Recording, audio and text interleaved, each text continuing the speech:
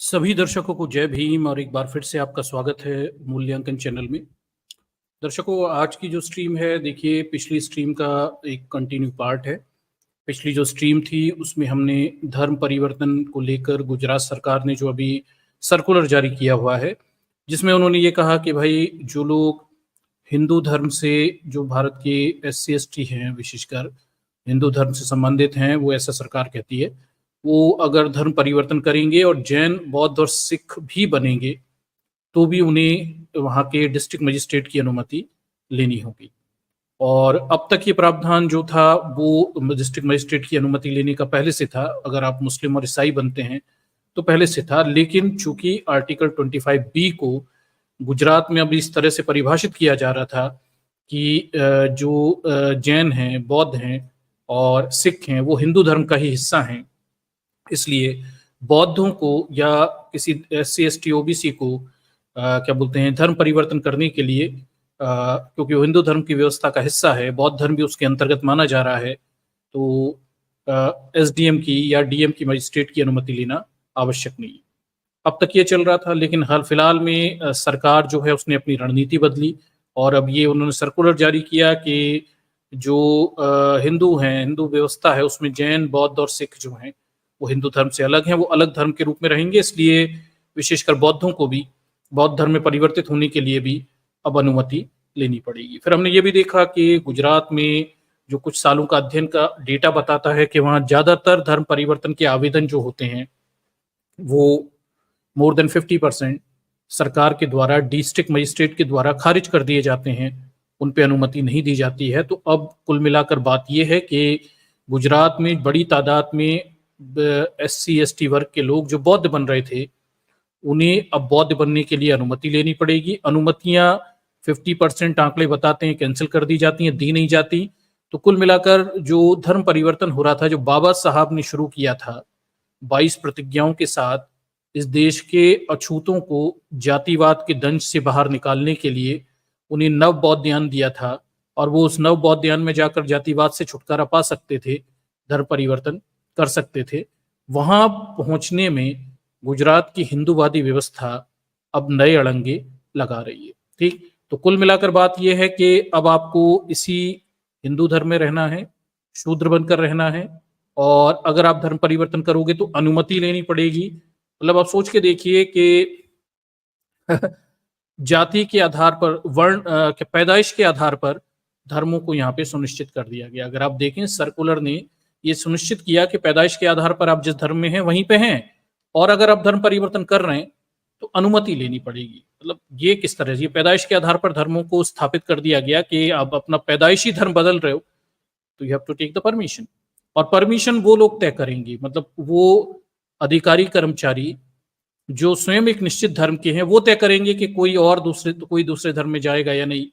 तो इसमें क्या होगा वो आप भी जानते हैं, हालात जो हैं क्या हैं। आप समझिए कि पैदाइश के आधार पर धर्मों को सुनिश्चित कर दिया गया है, और वर्ण व्यवस्था जो कि पैदाइश के आधार पर है, उस पर गुजरात सरकार ने अपनी परंपरागत मनुस्मृति वाली मोहर लगा दी है, और जिस धर्म में पैदा हुए वहीं आपको रहना पड़ेगा। अगर परिवर्तन करते हैं तो सरकार से अनुमति लो।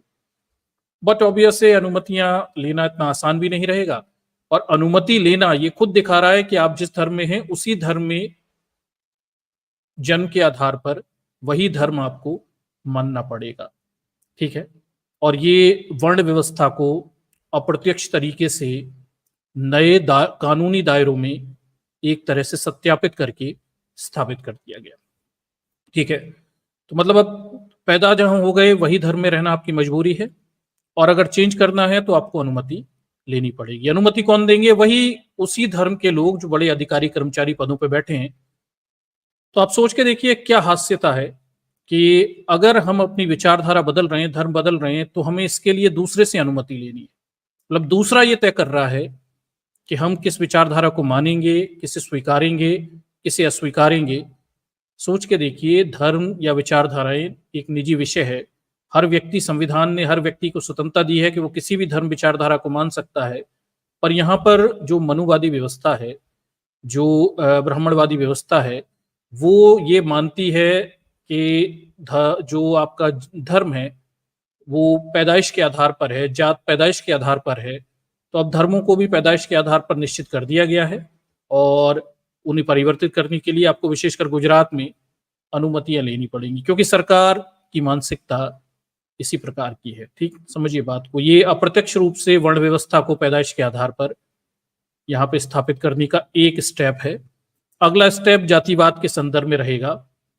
ठीक है, इसे समझिए। हालांकि ये भी जातिवाद की दिशा में ही है, क्योंकि देश के कमजोर वर्ग के लोग, गुजरात के जो SC ST वर्ग के लोग हैं, विशेषकर वही जातिवाद से त्रस्त हैं और वही बौद्ध धर्म को अपनाकर अपनी जातिवाद से मुक्तियां चाहते हैं। तो जातिवादी वर्ण व्यवस्था को सुनिश्चित करने के लिए सर्कुलर आया हुआ है और अप्रत्यक्ष रूप से कानूनी दायरों में रहकर चालाकी से वर्ण व्यवस्था को जन्म के आधार पर इस सर्कुलर के द्वारा स्थापित कर दिया गया। अगर आप इसे दीर्घ अवधि में समझें तो this is what they have done. ठीक, चलिए, तो अब यहां से जब ये प्रश्न उठा कि धर्म परिवर्तन करने को लेके क्या बोलते हैं इस तरह के नियम बनाए जा रहे हैं, तो एक स्वाभाविक प्रश्न खड़ा होता है इस देश के SC ST वर्ग, OBC वर्ग के मन में कि अगर हम धर्म परिवर्तन करते हैं तो अब डर भी है, आरक्षण का क्या होगा, रिजर्वेशन का क्या होगा, रिजर्वेशन मिलेगा या खत्म हो जाएगा, या उसको लेके क्या प्रावधान बने हुए हैं, सरकारें उसको लेके क्या गुणा भाग कर रही हैं। तो ये गंभीर प्रश्न भी खड़ा होता है कि SC ST वर्ग, OBC वर्ग के लोग अगर धर्म परिवर्तन कर रहे हैं तो what is the status of reservation. हम आज इसी प्रश्न को यहाँ पे टैकल करेंगे और कि आरक्षण के प्रावधान क्या हैं। मोटे मोटे आपने सुने होंगे, कानूनी दायरों में रहकर संवैधानिक रूप से तौर तरीकों से क्या होता है जब कोई SC धर्म परिवर्तन करता है, जब ST धर्म परिवर्तन करता है, तो कौन से धर्म में परिवर्तन करने पर किस तरह के आरक्षण के लाभ उसे मिलते हैं या नहीं मिलते हैं। ये सारे कानूनी पहलू हैं जिन पर हम बात करेंगे। ये एक ऐसा विषय है जिस पर बार बार आकर हमारे बहुजन साथी क्वेश्चन करते रहते हैं, क्या स्थिति है, इसे समझेंगे और उस पहलू को भी समझेंगे कि कैसे अब तक, कम से कम 2022 तक तो हमने ये देखा कि जो लोग बौद्ध धर्म अपना लेते हैं उन्हें क्या केंद्र में भी आरक्षण मिल रहा है। ये प्रश्न हमारे एक साथी ने पूछा था, महाराष्ट्र से आए हुए थे, क्या केंद्र सरकार में भी उन्हें आरक्षण SC का मिलता है या नहीं मिलता है। तो ये सारे क्वेश्चन हैं जिनके जवाब आज हम यहाँ पे लेंगे। टेक्निकल हैं, हमारे बहुजनों से संबंधित हैं, ठीक है, और उनके जीवन में जब वो कभी इस स्टेज पे आए कि वो धर्म परिवर्तन का फैसला लें तो उन्हें ये कानूनी पहलुओं की मालूमात होनी चाहिए। ठीक है, तो ये प्रश्न है, इसको आज हम टैकल करेंगे। और दूसरा हमारा जो क्वेश्चन रहेगा वो दूसरा हमारा जो मुद्दा रहेगा वो हम टैकल करेंगे कि धर्म परिवर्तन का आखिर प्रोसेस क्या है। एक गैर औपचारिक और एक औपचारिक दोनों प्रक्रियाओं को यहाँ पर हम देखेंगे कि किस तरह से धर्म परिवर्तन करने की तरीके यहाँ पर संवैधानिक रूप से हमारे पास कानूनी रूप से उपलब्ध हैं। तो उन प्रोसेस को भी थोड़ा सा देख लेंगे ताकि ये भी क्लियरिटी रहे कि किस तरह से एक व्यक्ति औपचारिक और गैर औपचारिक तरीके से अपने धर्म को परिवर्तित करके कहीं और जा सकता है। ठीक, तो ये दो प्रश्न हैं आज के हमारे प्रेजेंटेशन में, मोटे मोटे तौर पर हम टैकल करेंगे। 2 क्या 3 प्रश्न हो जाते हैं। एक, केंद्र सरकार में क्या बौद्धों के लिए जो SC का रिजर्वेशन है वो मामला हल हो गया है या नहीं हुआ है, इसे भी आज हम देखेंगे यहाँ पे। ठीक, तो ये सारे मामलों को, इन 2-3 मामलों को यहाँ पे उठाएंगे। अब इस क्रम में देखिए दर्शकों, एक और गंभीर प्रश्न है, ये भी बार बार प्रश्न पूछा जाता है, क्या जो लोग बाबा साहब के साथ नव बौद्ध धर्म को अपना लिए या बौद्ध धर्म में जा रहे हैं, नव बौद्ध धर्म में जा रहे हैं, क्या उनके जीवन में कोई परिवर्तन आ रहा है या नहीं आ रहा। ये भी गंभीर प्रश्न है, क्योंकि जब ये बात होती है अम्बेडकराइट आंदोलन में कि बाबा साहब हमें एक नव बौद्ध धर्म देके गए, बहुत सारे लोग हमारे साथी बौद्ध बन भी गए, तो हमें एक कंबाइंड स्टडी और आंकड़े भी पता होने चाहिए। क्या बौद्ध बनने के बाद इस देश के SC ST वर्ग अछूतों के जीवन में, जिन्होंने हिंदू धर्म की जातिवादी व्यवस्था अछूतपन को छोड़कर नव बौद्ध धर्म की समानता अपनाई, उनके जीवन में कोई परिवर्तन आए? क्या इसके कोई आंकड़े हैं, क्या इसके कोई स्टडी है जिसके आधार पर हमें कह सकें कि बाबा साहब जो देके गए थे उससे अछूतों का जीवन सुधरा है। तो इसके बाद वाली स्ट्रीम इस मुद्दे पर रहेगी, क्या बौद्ध बनकर अछूतों के जीवन पर कोई फर्क पड़ा या नहीं पड़ा। आंकड़े, डेटा, उन सब चीजों पे हम बात करेंगे और देखेंगे सच्चाई क्या है, व्हाट इज द ट्रूथ, ये भी देखेंगे। एक और चीज है दर्शकों, ये जो पूरा मामला चल रहा है इसमें क्या बोलते हैं, एक और प्रश्न है जो आप लोग कई बार पूछते हैं कि सर बड़े पैमाने पर हमारे SC ST OBC वर्ग के नेता ही आरक्षण का विरोध करते हैं। ये भी है, ये होता है, जनता में से तो है ही, OBC वर्ग में से बहुत सारे लोग हैं जो आरक्षण के विरोधी हैं, पर नेता भी हैं जो आरक्षण का विरोध करते हैं। तो इस मुद्दे पर भी हम एक बात करेंगे कि आखिर पूरा मामला क्या है और पूरी स्थितियां क्या हैं, इस पर भी आगे हम चर्चा करेंगे। तो दर्शकों, ये पूरा जो सेक्शन है ये सारा सीरीज में है, एक एक करके इस विषय से संबंधित सारे प्रश्नों के जवाब मैं आपको यहाँ पे रख दूंगा ताकि आपके सामने क्लैरिटी रहे और आप मुद्दों पर जवाब देने की स्थिति में रहें। ये है, ज्यादा होगा तो मैं इसको लेके एक अलग से सेपरेट प्लेलिस्ट बना दूंगा, आरक्षण की भी, डॉक्टर अंबेडकर, मिथ और रियलिटी की अलग से भी प्लेलिस्ट बना दूंगा ताकि आपको ये सारी चीजें ढूंढने में आसानी रहे। ठीक, एक और क्वेश्चन है दर्शकों जो मैं आपके सामने यहाँ पे स्पष्ट कर दूं कि हमारे एक साथी हैं, उन्होंने मुझे कुछ वीडियो भेजे जिसमें उन्होंने कहा कि कोई व्यक्ति यूट्यूब पर या टेलीग्राम या इंस्टाग्राम जो भी ग्राम होंगे वहां पर डॉक्टर अंबेडकर को भारतीय संविधान का निर्माता नहीं है ऐसा कह रहा है, किसी अरुण शौरी वगैरह की किताब से देखकर ऐसा कह रहा है। तो दर्शकों देखिए, मैं यहां पर सिलसिलेवार तरीके से डॉक्टर अंबेडकर के ऊपर जितने भी आरोप लगे हैं उन आरोपों का बिल्कुल संविधान पढ़ाते समय आपको निश्चित और ऑथेंटिक संवैधानिक कानूनों के हिसाब से जवाब देता जा रहा हूं। ठीक है, आप अगर हमारी स्ट्रीमों को ध्यान से देखेंगे तो हम कुछ भी नहीं कर रहे, हम डॉक्टर अंबेडकर और उनकी विचारधारा पे उठाए गए प्रश्नों के जवाब दे रहे हैं और सटीकता से दे रहे हैं। ठीक है, बिल्कुल स्पष्टता से दे रहे हैं। डॉक्टर अंबेडकर ही भारतीय संविधान के निर्माता थे और ये सिद्ध करने के लिए संविधान सभा ने, जिसने 2 साल 11 महीने 18 दिन काम किया, वहां इन 2 सालों में 11 महीने 18 दिनों में जो जो घटा वो देखे जाने की जरूरत है। और इसको लेके बाकायदा मैंने स्ट्रीम की है, BN राव और डॉक्टर अंबेडकर को लेकर जो स्ट्रीम की है उसमें संविधान सभा में 2 साल 11 महीने में क्या क्या किया डॉक्टर अंबेडकर ने भारतीय संविधान को बनाने के लिए, वो डिटेल में बताया हुआ है। और वहां पूरे इस चीज के डिटेल डिस्क्रिप्शन है कि राष्ट्रपति क्या कह रहे हैं, प्रधानमंत्री क्या कह रहे हैं, उस समय के डॉक्टर अंबेडकर को क्रेडिट दे रहे हैं, डॉक्टर अंबेडकर कैसे हजारों प्रश्नों के जवाब देते हैं, क्या शामिल होगा क्या शामिल नहीं होगा। 2 साल में 11 महीने में डॉक्टर अंबेडकर खड़े होकर सब कुछ डिसाइड करते हैं। ठीक है, डॉक्टर अंबेडकर ने डिसाइड किया कि भाई इंडिया भारत का नाम होगा। जब बहसबाजी हुई उन्होंने कहा जम्बूद्वीप रखो, किसी ने कहा क्या बोलते हैं हिंदुस्तान रखो, फलाना रखो, डॉक्टर अंबेडकर ने कहा नहीं भाई, केवल इतना इंक्लूड हो जाएगा कि इंडिया दैट इज भारत, वो भी पीछे। ये डॉक्टर अंबेडकर ने तय किया था। मतलब डॉक्टर अंबेडकर अगर संविधान निर्माता नहीं होते तो आर्टिकल 1 में ये डॉक्टर अंबेडकर कैसे तय करते कि इस देश का नाम इंडिया दैट इज भारत होगा। आप खुद सोचिए, डॉक्टर अंबेडकर कैसे करते तय आर्टिकल 1 में भारत राज्यों का संघ होगा, India is going to be the union of state, लेकिन व्यवस्था परिसंघी होगी, सिस्टम फेडरल होगा, ना कि अमेरिका के संयुक्त राष्ट्र संघ के समान भारत को बना जाएगा। इंडिया को पहले यूनाइटेड स्टेट ऑफ इंडिया बनाने पर बहस हो रही थी संविधान सभा में, डॉक्टर अंबेडकर ने इसे खारिज कर दिया। तो आप संविधान सभा के उन पूरे हमारी काम को देखिए, हम सिलसिलेवार तरीके से संविधान पढ़ाने के साथ, मैं कहता हूं अम्बेडकराइट दृष्टिकोणों से, बहुजनों के दृष्टिकोणों से मैं संविधान पढ़ाता हूं, तो वास्तव में मैं डॉक्टर अंबेडकर ने जो जो किया वो वहां पे हाईलाइट करते हैं। क्योंकि देखिए, ये पूरा सवर्णवादी समाज कभी डॉक्टर अंबेडकर को श्रेय नहीं देगा उनके कामों के। ठीक है, कभी नहीं देगा। ये अब हमारे ऊपर है कि हम पढ़ लिख कर उस सत्य को बाहर लाएं, और हमारे ऊपर है कि हम इस पे इतनी चर्चा परिचर्चा करें कि जनता के मध्य ये सत्य स्थापित हो जाए, जैसे उन्होंने झूठ स्थापित कर दिया। तो डॉक्टर अंबेडकर भारतीय संविधान के निर्माता हैं। सिलसिलेवार तरीके से आपको वो स्ट्रीम में जाइए, मैं अब सेपरेट स्ट्रीम डॉक्टर अंबेडकर पे भी एक प्लेलिस्ट बना दूंगा और आरक्षण पे भी एक प्लेलिस्ट अलग से कर दूंगा ताकि ये चीजें आपको ढूंढने में आसानी रहे। हर चीज के जवाब हम देते जा रहे हैं। ठीक है, एक और प्रश्न है अरुण शौरी की किताब से है, वो डॉक्टर अंबेडकर पे ये आरोप लगाते हैं कि डॉक्टर अंबेडकर ने संविधान सभा का विरोध किया था। इसको लेकर भी मैं एक अलग से स्ट्रीम कर दूंगा, इस पॉइंट को लेकर भी। हालांकि संविधान निर्माण में डॉक्टर अंबेडकर का योगदान से इसका कुछ लेना देना नहीं है, ठीक, लेकिन ये घटनाक्रम क्या था, ये कॉन्टेस्ट क्या था, ये सब चीजें मैं आपको बता दूंगा। ये आप भी जानते हैं कि तिलक ने डॉक्टर अंबेडकर को संविधान सभा में लेने से सारे रास्ते बंद कर दिए थे। ये सारी कहानी आपको पता है। ठीक, फिर आपको यह भी कहा गया डॉक्टर अंबेडकर से कि हम तुम्हें संविधान सभा में घुसने भी नहीं देंगे। फिर डॉक्टर अंबेडकर ने भाषण दिया कि ऐसी संविधान सभा जिसमें कोई शूद्रों का प्रतिनिधित्व ना करता हो, केवल सवर्णी बैठे हों, वो संविधान सभा बेकार। ठीक है, तो ये कॉन्टेस्ट है।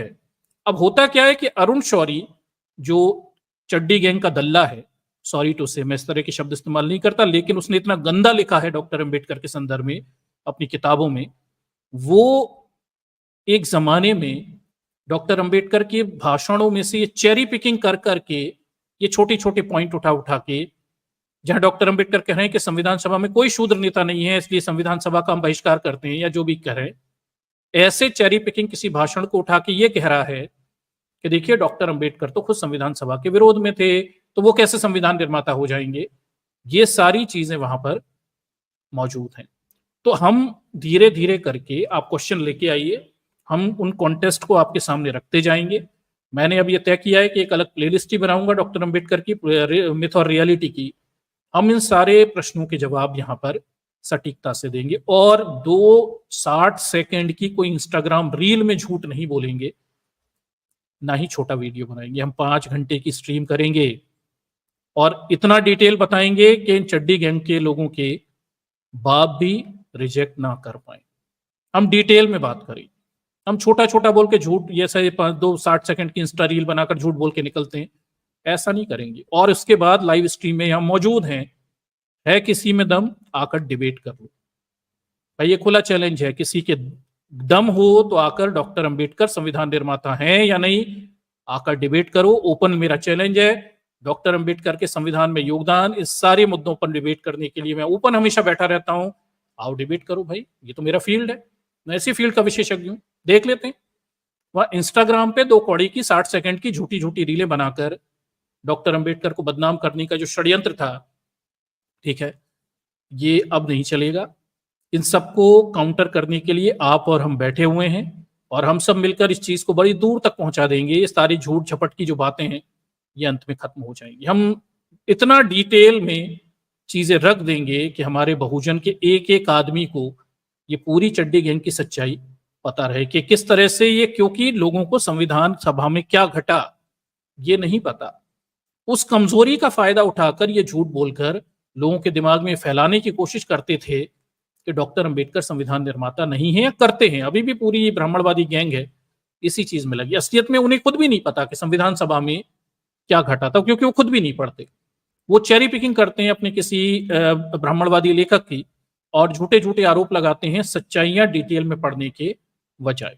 ठीक, तो कोई परेशानी नहीं है। आप में से हमारे साथी थे जिन्होंने हमें ये वीडियो भेजा, उस वीडियो पे मैंने डिटेल स्ट्रीम कर दी है। यहाँ पर उन चीजों को लेके कुछ और क्लैरिफिकेशन दिए, आगे चलकर इसको डिबंक करने के लिए बाकायदा मैं डिटेल स्ट्रीम और कर दूंगा। उन मुद्दों पे, जो मुद्दे वहां पर वो इंस्टा रील में उसने उठाए थे, उन्हें डिबंक करने की जरूरत है, तो उन पर भी हम स्ट्रीम करेंगे, और एक एक करके पूरी प्लेलिस्ट ही अलग बना देंगे कि आप बिल्कुल जाइए प्लेलिस्ट में देखिए। बिल्कुल सरल आसान तरीके से सभी चीजों के डिटेल में बातें की गई, छोटी बात नहीं की गई। जैसे वो 2 पॉइंट बता देते हैं कि इस दिन डॉक्टर अंबेडकर ने फलाने दिन भाषण दिया, संविधान सभा का विरोध। अरे ऐसा नहीं भैया, इतना झूठ मत बोलो। ठीक है, ये अरुण शौरी वाला खेल जो है, ये ऐसा नहीं चलने वाला। उससे पहले क्या घटा, संविधान सभा में दलितों को, नेताओं को लेने से मना कर दिया गया। फिर वहां पर जाकर तिलक कहता है कि डॉक्टर अंबेडकर को हम घुसने नहीं देंगे संविधान सभा में। अरे ये भी तो बताओ, क्यों डॉक्टर अंबेडकर कह रहे हैं कि ये संविधान सभा सवर्णों की है? भाई उस पूरा कॉन्टेस्ट बताओ ना, किस कॉन्टेस्ट में भाषण दिया गया था। तो इस तरह के झूठ ये पूरी गैंग लंबे समय तक फैलाती रही। दर्शकों देखिए, एक चीज समझिए कि इस देश में 2 घटनाएं घटी। अगर आप मोटे तौर पे देखिए कि पूरी ये जो गैंग है, ब्राह्मणवादी गैंग, या पूरी गैंग का नाम तो आप भी जानते हैं, संघ की बात हो रही है। इन्होंने 2 बड़े काम किए। एक, डॉक्टर अंबेडकर पर सिलसिलेवार तरीके से ये हमले करते रहे, और अरुण शौरी जैसे लोगों को छोड़ दिया झूठी किताबें लिखने के लिए। उन्होंने खूब मिथ झूठी किताबें डॉक्टर अंबेडकर के चरित्र हनन करने की कोशिश करी, खूब झूठ लिखा। दूसरा, एक नेहरू के संदर्भ में जम के झूठ बोला गया, खूब झूठी बातें लिखी गई। अलग नेहरू जो भी थे, लेकिन कम से कम ये चड्डी गैंग जो बोलती है, कम से कम वैसे तो नहीं थे। ठीक है, तो हुआ ये कि कांग्रेसी तो कभी इसे डिफेंड ही नहीं कर पाए। कांग्रेसियों ने इस बात की सहमति नहीं फरमाई कि नेहरू ने जो क्या किया नहीं किया, और ये पूरी चड्डी गैंग पूरे समाज में नेहरू को पूरी तरह से बदनाम करने में सफल रही, और नेहरू आज की राजनीति में अप्रासंगिक हो गए।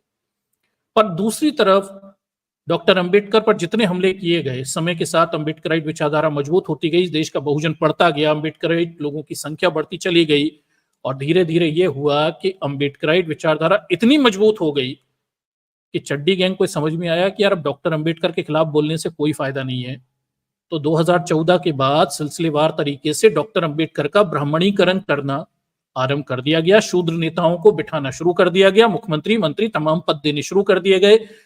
ये इनकी ट्रिक है, जिसे ये खारिज नहीं कर सकते उसका ब्राह्मणीकरण करके आत्मसात करने की कोशिश करते हैं। ठीक है, अब ये चल रहा है। अब अरुण शौरी नहीं है, अब कोई नहीं लिख रहा आज की डेट में। अब डायरेक्टली कोई भी चड्डी गैंग का नेता डॉक्टर अंबेडकर के विरुद्ध कुछ नहीं बोलता, लेकिन इनडायरेक्टली आज भी इनके चटुकार हैं, पूरी गैंग है, सोशल मीडिया पर इनकी पूरी टीमें हैं, आईटी सेल है, वो लगातार डॉक्टर अंबेडकर के बारे में झूठा प्रचार करते रहते हैं ताकि बहुजन लोग डॉक्टर अंबेडकर की विचारधारा से प्रभावित ना हो जाएं, इसलिए उनके बारे में झूठा प्रचार करते रहो। ये इनका षड्यंत्र है। तो अब हमें इस षड्यंत्र से खुद लड़ना है। ठीक है, अच्छे से समझिए, हम लड़ रहे हैं, हम पहले से भी लड़ रहे हैं। हमने बड़ी सफलता के साथ डॉक्टर अंबेडकर के विचारधारा को जीवित रखा, चड्डी गैंग के षड्यंत्र को विफल किया। अब उनकी हिम्मत नहीं होती डॉक्टर अंबेडकर के बारे में सीधे मंचों से बोलने की, कोई नहीं बोलता बड़ा नेता, लेकिन अंदर खाने ये हमारे बहुजन बच्चों को भरगलाने के लिए, इस तरह की झूठी बातें करने के लिए इंस्टाग्राम और तमाम जगह रील्स बनाते रहते हैं और झूठे झूठे आरोप लगाते हैं, क्योंकि हमारे बच्चे अशिक्षित हैं, वो संविधान सभा में क्या घटा नहीं घटा वो सब पढ़ नहीं पाते और इस तरह से ब्राह्मणवादी पूरी व्यवस्था का शिकार हो जाते हैं। तो अभी खेल खत्म नहीं हुआ, हमें इस अंबेडकराइट विचारधारा के प्रचार प्रसार के लिए अभी बहुत काम करना है। मुझे पढ़ लिख कर चीजें यहाँ आपके सामने रखी हैं और आपको इसे शेयर करके हमारे बहुजनों तक पहुंचाना। अब ये कम नहीं हुआ, हमने इस काम को सफलता से पिछले 10-20 सालों में अच्छे से किया और हमने डॉक्टर अंबेडकर को बड़े अच्छे से लोगों में स्थापित किया। अंबेडकराइट विचारधारा जय भीम इस देश में एक मजबूत नारा बन के खड़ा हो गया और ये पूरी ब्राह्मणवादी चड्डी गैंग समझ गई कि अब इनके साथ दोस्ती यारी कर कर चुपचाप, जैसे बौद्ध धर्म को नष्ट किया था, ऐसे ही अंबेडकराइट विचारधारा को नीचे से काटो। अब ये षड्यंत्र चल रहा है, तो हमारे लिए काम खत्म नहीं हुए। हमें अपनी विचारधारा को बचाना, उसका प्रचार प्रसार करना और उस पर लगने वाले झूठों आरोपों के सत्यता से जवाब देने की अभी भी जरूरत है। अभी हमें और मेहनत करनी है और तमाम सारे ये जितने भी आईटी सेल के लोग निरंतर डॉक्टर अंबेडकर पे आरोप प्रत्यारोप लगाकर झूठ फैलाते रहते हैं, इनके जवाब निरंतर देने हैं और अभी और मेहनत की जरूरत है। ठीक है, अच्छे समझिए, अब पहले डॉक्टर अंबेडकर के चरित्र पे आरोप लगाते थे, अब डॉक्टर अंबेडकर का ब्राह्मणीकरण करने की कोशिश कर रहे हैं, उससे भी हमें बचाना है, उससे भी हमें निकाल कर ले जाना है। तो हमारे बहुजन साथियों तक हमें सच्चाई पहुंचानी है और इसके लिए हमें मेहनत करने की जरूरत है। आप भी मेहनत करिए, आप भी सजग योगदान देते रहिए इस अंबेडकराइट आंदोलन में, समय बर्बाद मत करिए। ठीक है, और अपने कीमती समय को 2-4 घंटे 5 घंटे को वहां लगाइए जहां से आपको अंबेडकराइट विचारधारा और कुछ नॉलेज प्राप्त हो, कीमती इंफॉर्मेशन, जिससे आगे चलकर आप बेहतर तरीके से हमारे पक्ष को लोगों के सामने रख पाए और ब्राह्मणवादी षड्यंत्र को, चड्डी गैंग के षड्यंत्र को विफल कर पाए। ठीक है, तो ये मुझे आपको बताने की जरूरत थी, क्योंकि होता है कि हर दूसरे तीसरे दिन आप लोग जो मेरे साथ इंस्टा पे जुड़े हुए हैं वो कुछ ना कुछ वीडियो भेजते हैं कि देखिए इसने डॉक्टर अंबेडकर के बारे में ऐसा वीडियो बना दिया, उसने वैसा बना दिया। तो दर्शकों आप ध्यान से देखिए, मैं मैं हर चीज के जवाब देता जा रहा हूँ। लगातार इस टीम में डॉक्टर अंबेडकर के कामों के, उनके योगदान के, उनकी सोच के, उनकी समझ के हम निरंतर चर्चा परिचर्चा करके चीजें क्लियर करते जा रहे हैं। ठीक, आप अगर हमसे जुड़े रहेंगे, आप इस चीज को थोड़ा सा, इस कष्ट को बेयर कर लेंगे कि यहाँ पे केवल इंफॉर्मेशन की बात होती है, कोई मस्ती मजाक नहीं है, लेकिन अगर आप इस दौर को पार कर लेंगे तो आपके पास कीमती इंफॉर्मेशन होगी जिससे आप अपने पक्ष को डिफेंड कर पाएंगे। ठीक है, इसे थोड़ा सा समझिए।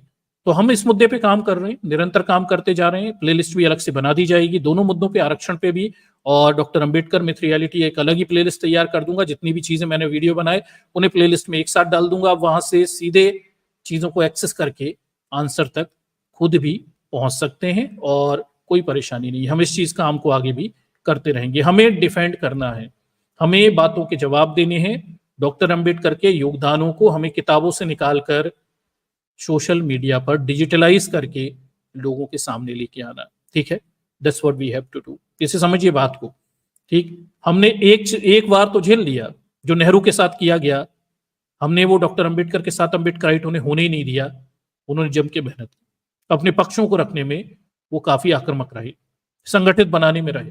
तो अब इनकी हिम्मत वो तो नहीं पड़ती, लेकिन अभी भी आईटी सेलों के माध्यम से ये हमारे बहुजनों को दुष्प्रचार करके डॉक्टर अंबेडकर के संदर्भ में गलत बातें झूठी बातें फैलाकर हमारे बच्चों को बरगलाने की कोशिश करते रहते हैं। इससे बचाने के लिए हमें निरंतर काम करने की जरूरत है।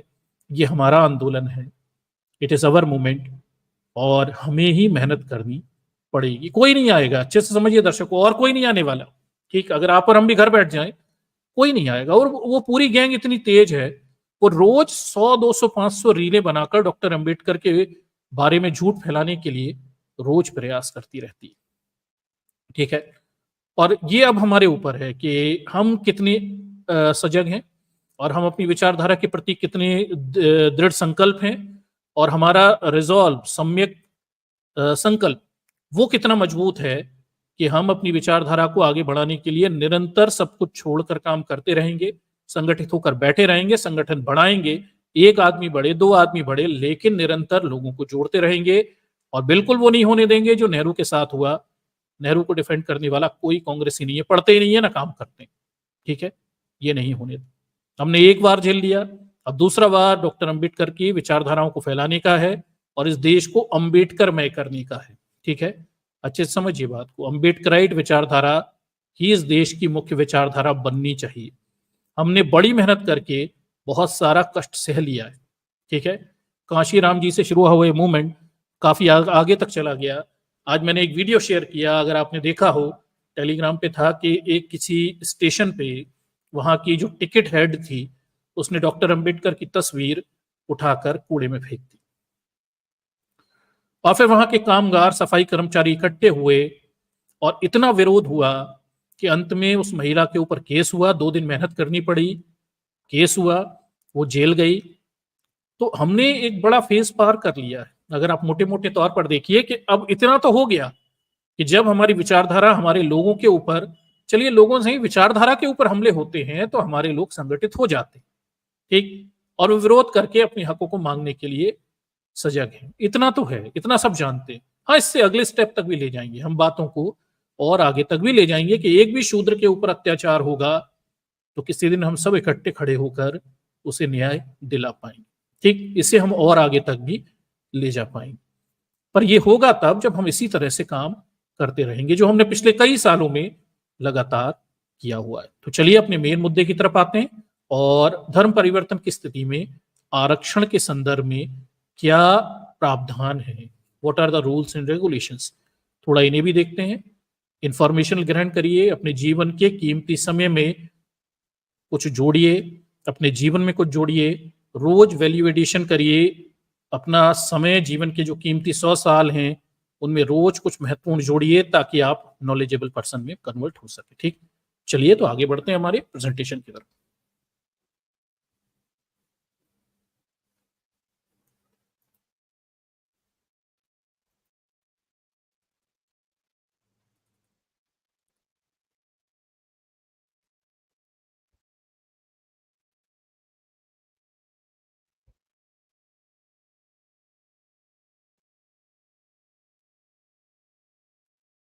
चलिए, तो ये स्क्रीन शेयर कर रहा हूं मैं आपके साथ, और ये कुछ समय में आपके पास उपलब्ध होगी।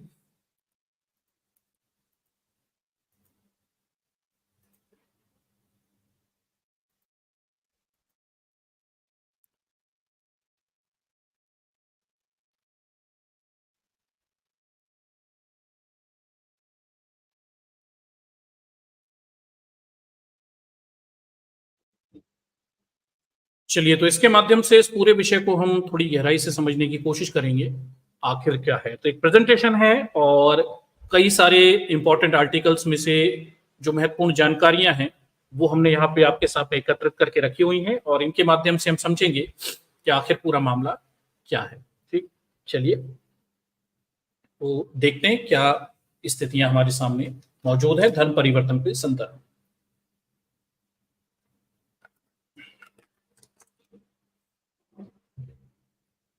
चलिए, तो पहले कुछ महत्वपूर्ण जानकारियां ले लेते हैं और उन जानकारियों के बाद हम उस मुद्दे तक जाएंगे कि धर्म परिवर्तन की स्थिति में क्या क्या प्रावधान है, और जो महाराष्ट्र में बौद्ध धर्म अपनाते हैं उन्हें केंद्र में केंद्रीय सेवाओं में आरक्षण क्यों नहीं मिलता अभी भी।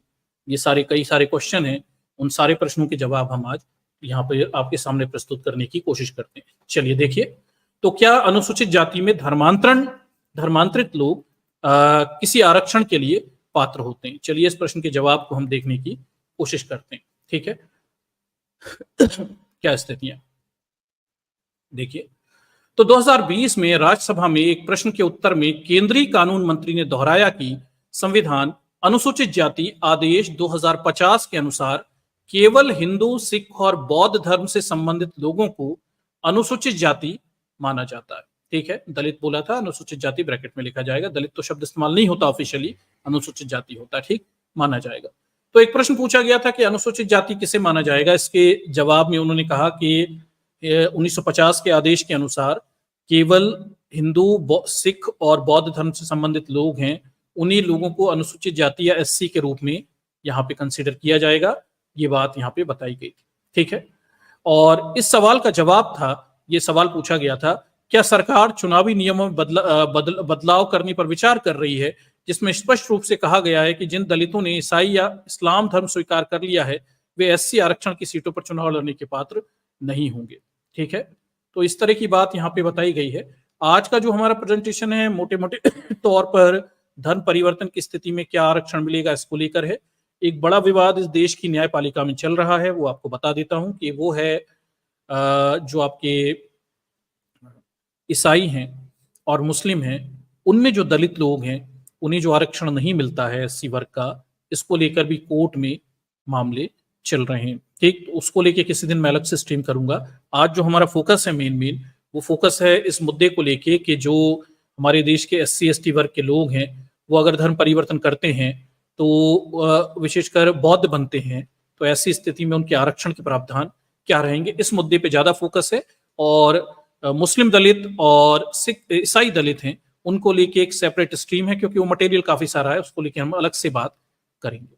ठीक है, चलिए आगे देखते हैं। ठीक है, उपयुक्त आदेश को चुनौती देखिए, उपयुक्त आदेश को चुनौती देने वाली याचिका जिसने अनुसूचित जाति का दर्जा हिंदुओं तक सीमित कर दिया था, बाद में इसमें सिख और बौद्धों को शामिल करने के लिए संशोधन किया गया था। ठीक है, सुप्रीम कोर्ट में लंबित है। ठीक, और देखिए, तो शुरुआती दौर में जो मूल मुद्दा था, क्या आरक्षण मिलेगा, एससी का आरक्षण किसे मिलेगा, इसमें केवल हिंदू धर्म के लोगों को या हिंदुओं को इसमें शामिल था।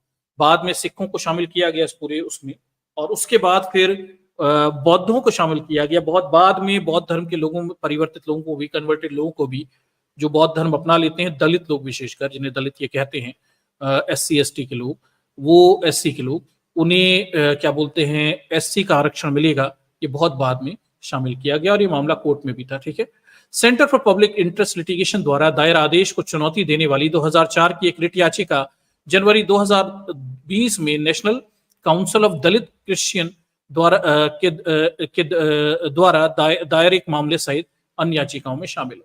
तो दर्शकों, मामला यह है कि कोर्ट में एक मामला चल रहा है। मामला यह है कि अगर कोई व्यक्ति धर्म परिवर्तन करता है, विशेषकर एससी समाज का लोग, शेड्यूल कास्ट का व्यक्ति धर्म परिवर्तन करता है, तो अभी जो नियम है उस नियम के अनुसार वो हिंदू धर्म के जो क्या बोलते हैं व्यवस्था है, उसके अंतर्गत अगर वो हिंदू से सिख बनता है, हिंदू से बौद्ध बनता है या जैन बनता है, तो ऐसे में उसका आरक्षण खत्म नहीं होता है।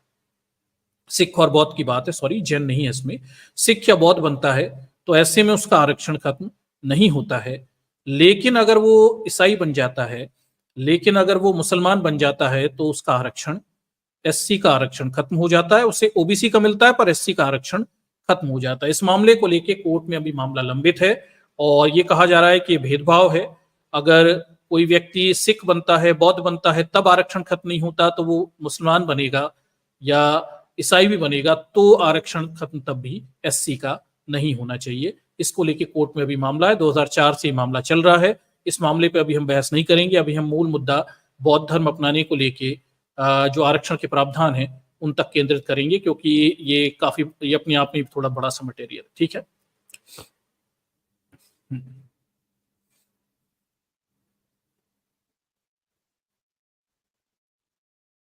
आगे देखिए, जाति श्रेणियां और आरक्षण। देखिए, भारत में जनसंख्या के कई आधिकारिक वर्गीकरण हैं, जिनमें सामान्य वर्ग, अन्य पिछड़ा वर्ग, अनुसूचित जाति, अनुसूचित जनजातियां शामिल हैं। दलित यानी अनुसूचित जाति के संदर्भ में एससी की बात हो रही है। संबंध में जाति और आरक्षण के संबंध में हम अनुसूचित जाति और अन्य पिछड़े वर्ग की जातियों की परिभाषाओं को देखेंगे। चलिए परिभाषा देख लेते हैं क्या है, फिर उसके आधार पर देखेंगे आरक्षण की क्या स्थितियां हैं। अनुसूचित जाति यानी एससी श्रेणी को किस तरह परिभाषित किया जाता है, ठीक है। तो देखिए, अनुसूचित जाति हिंदू जाति व्यवस्था के ढांचे के भीतर उपजाति समुदाय के समूह को दिया गया एक आधिकारिक नाम है। इस जाति के रूढ़िवादी हिंदू प्रथाओं में उनकी कथित निम्न स्थिति के कारण ऐतिहासिक रूप से भारत में अभाव, उत्पीड़न, अत्यधिक सामाजिक अलगाव का सामना करना पड़ा है। अनुसूचित जाति को कभी दलित भी कहा जाता है। ये शब्द, दर्शकों, दलित शब्द औपचारिक रूप से इस्तेमाल नहीं होता, इस पर न्यायालय ने रोक लगा दी है। ये हम बोलचाल में भले ही कह देते हैं, पुराने आर्टिकल वगैरह पढ़ते हैं तब ये लिखा आ जाता है, मीडिया ऐसे लिखता है, पर ऑफिशियल लैंग्वेज में, कोर्ट लैंग्वेज में, सरकारी कामकाज में एससी, एसटी, ओबीसी शब्द इस्तेमाल होते हैं।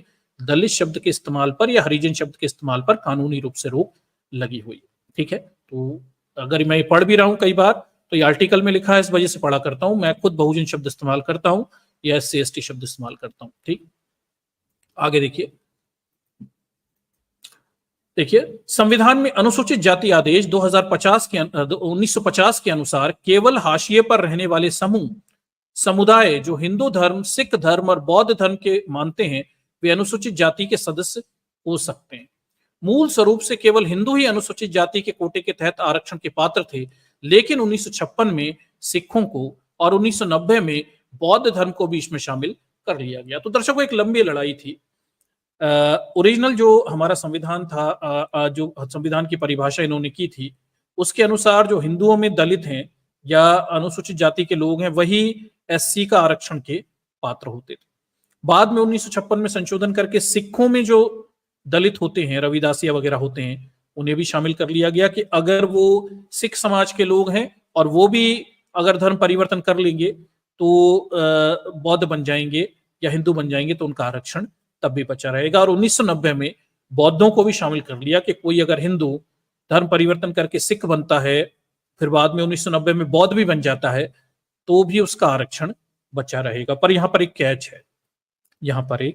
कैच है, कि ये 1990 में सरकार ने अनुमति दे दी, कि बहुत बाद में दी डॉक्टर अंबेडकर ने। तो देखिए, बड़े 1956 तमाम सारे आप देखिए कि नव बौद्धायन कब बना दिया था, लोग बौद्ध बनते आ रहे थे, लेकिन उन्हें आरक्षण के लाभ नहीं मिल रहे थे, ठीक है। एससी के आरक्षण के लाभ नहीं मिल रहे थे, ओबीसी मिल जाते थे, एससी का नहीं मिलता था, ठीक।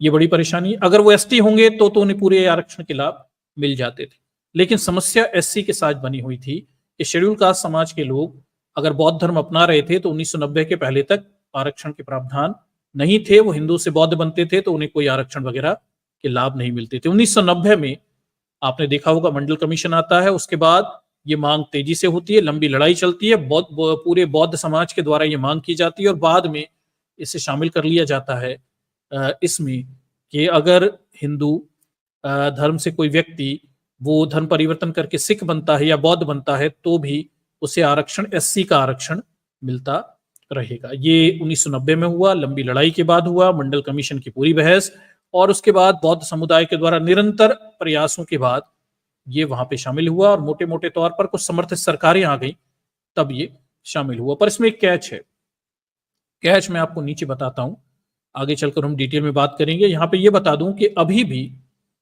हम देखें, महाराष्ट्र सरकार में ये मामला तब भी उठाया था कि राज्य स्तर पर तो बौद्धों को, यानी जो हिंदू बौद्ध बन गए, उन्हें एससी का आरक्षण मिलता है, पर केंद्र सरकार की नौकरियों में अभी तक ये अपडेट नहीं हुआ। कम से कम 2022 तक तो अपडेट नहीं हुआ, क्योंकि अंतिम तौर पर 2022 में जो क्या बोलते हैं आपके जो हमारे अम्बेडकराइट सर्किल के लोग हैं वो इस केस को लड़ रहे थे, तो अभी तक अपडेट नहीं है। सरकार वादे कर चुकी है कि वो सेंट्रल गवर्नमेंट की नौकरियों में भी ये अपडेट कर देगी कि हिंदू से बौद्ध जो बन गए हैं उन्हें वहां पे एससी का आरक्षण मिलेगा। अगर एससी समाज का व्यक्ति बौद्ध बनता है तो उसे एससी का आरक्षण मिलेगा, लेकिन अभी तक ये अपडेट हुआ क्या हुआ, 2022 तक का अपडेट है मेरे पास, तब तक तो कुछ हुआ नहीं था, कोर्ट में खड़े हुए थे, ठीक है। और क्या बोलते हैं, राजरत्न अंबेडकर इस मामले को कोर्ट में लड़ रहे थे, और उसके बाद इसमें कुछ हुआ, मुझे मेरे पास अभी तक कोई इंफॉर्मेशन यहाँ की नहीं है, तो मैं ये मान के चल रहा हूँ कि अभी तक भी ये मामला पेंडिंग में ही है। एक वादा है सरकार का कि केंद्र में भी हिंदू से बौद्ध बने लोगों को आरक्षण मिल जाएगा, एससी समाज का, एससी का, लेकिन राज्यों में मिलता है, ठीक है, केंद्र का अभी गफलत में बना हुआ है। तो अब देखिए कि अभी भी जो आरक्षण की लड़ाई है वो कितनी लंबी है कि सवर्णों को 10% आर्थिक आधार पर आरक्षण बिगर किसी भेदभाव के मिल जाता है, लेकिन दलित लोग, एससी समाज के लोग जो एससी समाज से बौद्ध बन रहे हैं, उन्हें अभी भी आरक्षण मिल रहा है, राज्यों में मिल रहा है, लेकिन केंद्र तक के आरक्षण के लिए अभी भी वो एक कॉलम बढ़ाने के लिए बार बार वादा कर देती है सरकार, लेकिन वो कॉलम बढ़ाया या नहीं बढ़ाया, आज तक गफलत की स्थितियां बनी हुई है। ठीक है, तो इतना संघर्ष है, और ये आरक्षण जो मिला है इसके लिए लोगों ने बहुत बलिदान किए हैं, इतनी आसानी से नहीं मिला, ठीक है, और इसमें काफी मुश्किलें भी हैं। आगे देखिए, अन्य धर्मों के समुदाय या जातियों को अनुसूचित जाति की सूची में शामिल नहीं किया जा सकता। दूसरे शब्दों में मुस्लिम ईसाई समूह को एससी की सूची में शामिल होने से प्रभावी रूप से रोक दिया गया है। ठीक है, तो मोटी मोटी बात यहां पर यह है कि अगर हिंदू धर्म का कोई एससी समाज का व्यक्ति वो धर्म परिवर्तन करके सिख बनता है और फिर बाद में 1990 में बौद्ध भी बनता है, तो भी एससी का आरक्षण उसे मिलता रहेगा। राज्य स्तर पर, केंद्र स्तर को लेकर कोर्ट में अभी केस चल रहे हैं, इस कॉलम को अभी बढ़ाना है, सैद्धांतिक रूप से अनुमति मिल गई है। ठीक है, लेकिन अगर कोई दलित व्यक्ति, एससी समाज का व्यक्ति मुस्लिम बन जाता है, ईसाई बन जाता है, तो उसका एससी का आरक्षण चला जाता है, तब उसे ओबीसी का आरक्षण मिल सकता है अगर उस राज्य में उसके समाज के लोगों को ओबीसी का आरक्षण दिया जाता होगा। थोड़ा समझिए, इस ट्विस्ट को समझिएगा, ट्विस्ट यही है, सारी बहस एससी समाज के लेकर है, ठीक, और एससी समाज के लोगों की स्थितियां इस तरह से थोड़ी सी टिपिकल हैं और ये आपको समझना पड़ेगा। ठीक, फिर से मैं इस चीज को क्लियर कर दूं कि अगर एससी समाज का कोई व्यक्ति हिंदू धर्म से परिवर्तित होकर सिख बनता है तो वो कर सकता है, बौद्ध बनता है तो भी उसे आरक्षण मिलता रहेगा एससी का, केवल सिख बौद्ध बनने पे, सिख नहीं बौद्ध बनने पे राज्य स्तर का। केंद्र स्तर पे अभी इस चीज को अपडेट करने के लिए कोर्ट में केस चल रहे हैं, और ये कॉलम अपडेट हुआ कि नहीं अभी तक हमारे पास कोई जानकारी नहीं है, और सैद्धांतिक रूप से केंद्र सरकार ने इसकी सहमति दे दी थी 2016 में। ठीक है, लेकिन अगर कोई एससी समाज का व्यक्ति मुस्लिम बनता है, ईसाई बनता है, तो ऐसी स्थिति में उसका एससी का आरक्षण खत्म कर दिया जाएगा, तब वो केवल ओबीसी के आरक्षण का पात्र होगा, और ओबीसी का आरक्षण भी तब मिलेगा जब राज्य सरकार इस तरह का आरक्षण उसके समुदाय या उसकी जात को वहां पे देती होगी। ठीक है, तो ये क्लियर कट कंडीशन है, ये मैंने यहाँ पे साफ की हुई है, आगे चीज और डिटेल में आएंगी, ये नोटिफिकेशन के साथ में आ जाएंगे। आगे देखिए, संविधान के अनुच्छेद 341 परिभाषित करता है कि किस राज्य या केंद्र सरकार प्रदेश के संबंध में अनुसूचित जाति कौन होगी। 341 में बताया गया कि केंद्र और प्रदेश के संदर्भ में किसको अनुसूचित जाति कहा जाएगा, कौन कौन सी रहेंगी। ठीक है, भारतीय सामाजिक और न्याय अधिकारिता मंत्रालय द्वारा अनुसूचित जाति को राज्यवार सूची तैयार की जाती है। केंद्र सरकार इस सूची में समुदायों और समूहों को शामिल या बाहर कर सकती है। तो इसे भी ध्यान रखिए कि एससी समाज की जो सूची होती है वो, उसका पूरी पावर केंद्र सरकार के पास है, राष्ट्रपति के आदेश से ही उसमें किसी को घटाया बढ़ाया जा सकता है। ठीक है, आगे देखिए, ये आर्टिकल 341 और 342 है, शेड्यूल कास्ट और शेड्यूल ट्राइब से संबंधित उसमें प्रावधान है। मोटे मोटे प्रावधान ये है कि भाई संसद के पास शक्ति है, राज्य सरकार सूची तैयार करेगी और सूची में केंद्र सरकार ही तय करेगी कि किसे एससी और एसटी में रखा जाएगा, यानी राष्ट्रपति के पास ये पावर मौजूद होती है।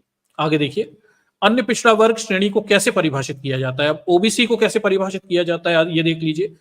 ओबीसी एक आधिकारिक नाम है जो शैक्षणिक या सामाजिक रूप से वंचित जाति समुदाय को दिया जाता है, शैक्षणिक और सामाजिक रूप से वंचित, ठीक है, सोशली और एजुकेशनली।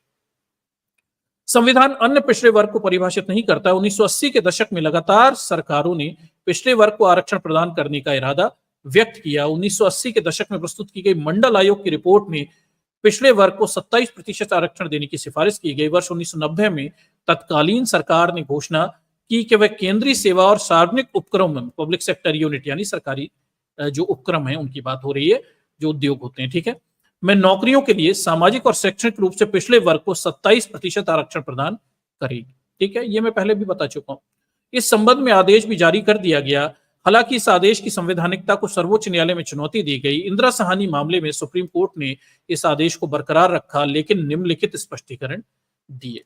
ठीक है, देखिए, तो इंदिरा साहनी मामले में कुछ स्पष्टीकरण भी आ गए। चूंकि अनुच्छेद 16(4) के तहत, आगे देखिए,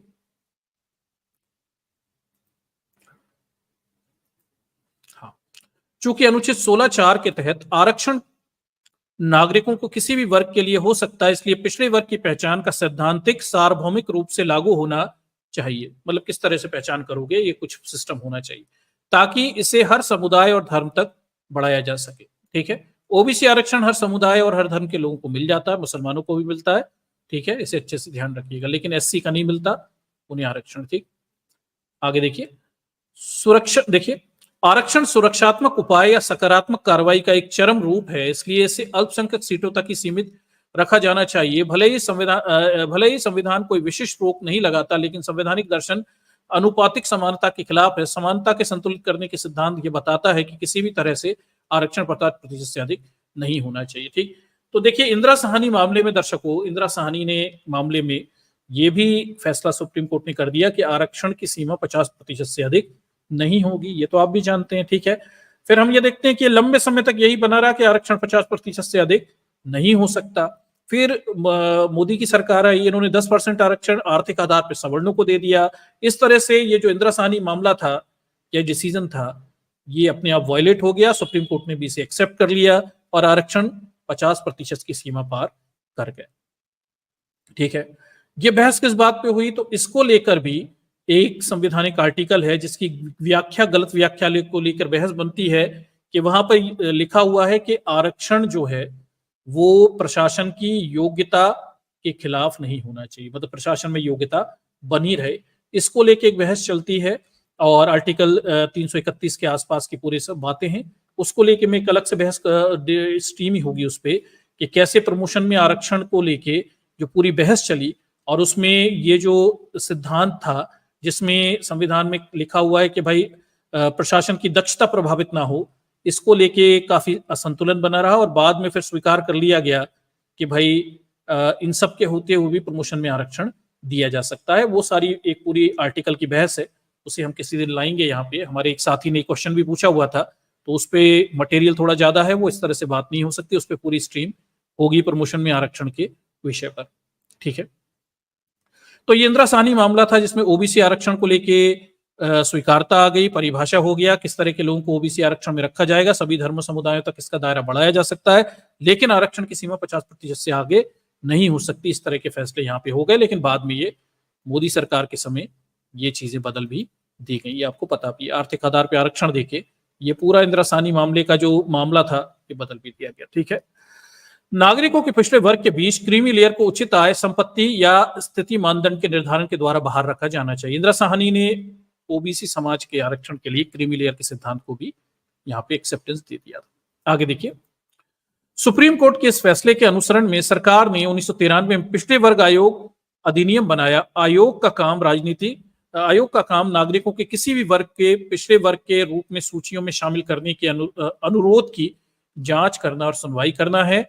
ऐसी सूचियों में किसी भी पिछड़े वर्ग के पिछड़े वर्ग को अधिक शामिल करने या कम शामिल करने की शिकायत और केंद्र सरकार को सलाह भी प्रदान की जाती है। ठीक है, तो दर्शकों, अब देखिए, पिछड़ा वर्ग आयोग है, 1993 बना। इसका काम पिछड़े वर्गों को दावों को कि कोई वर्ग ये कहता है कि वो पिछड़ा वर्ग है, उसे एक्सेप्ट करना, जांच करना, सुनवाई करना और सरकारों के लिए भेजना कि इन्हें शामिल किया जाए या ना किया जाए। ठीक है, पिछड़ा वर्ग आयोग बना दिया गया।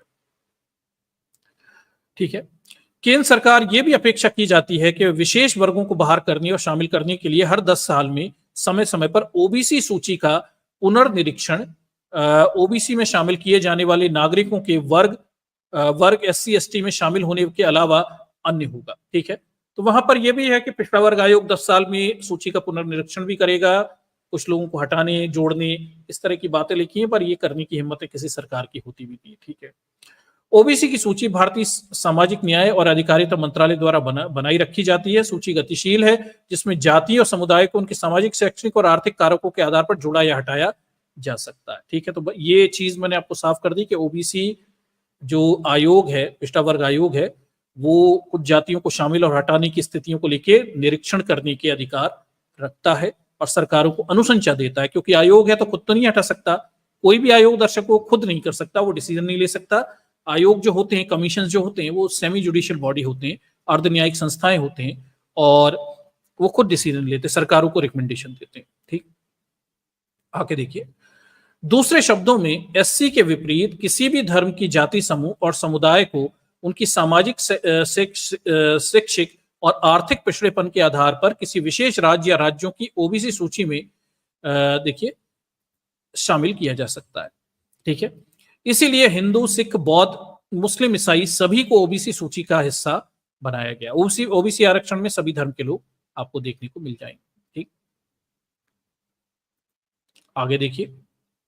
अब हम अपने मूल मुद्दे तक आते हैं। ये तो हमने कुछ जातियों की पहचान को लेके जो परिभाषाएं संविधान में दी गई हैं, एससी, एसटी, ओबीसी, वो यहाँ पे देखिए किस तरह से पहचान रहे। अब हम देखते हैं कि धर्मांतरण करने की क्या स्थिति है।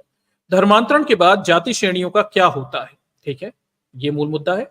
स्वतंत्रता प्राप्ति पर खुली प्रतियोगिता द्वारा की गई भर्ती के संदर्भ में अनुसूचित जाति के लिए, ठीक है, देखिए ये जो आरक्षण के प्रतिशत हैं ये रखे गए थे, बाद में बढ़ाए घटाए भी गए। हम नीचे आते हैं, देखिए।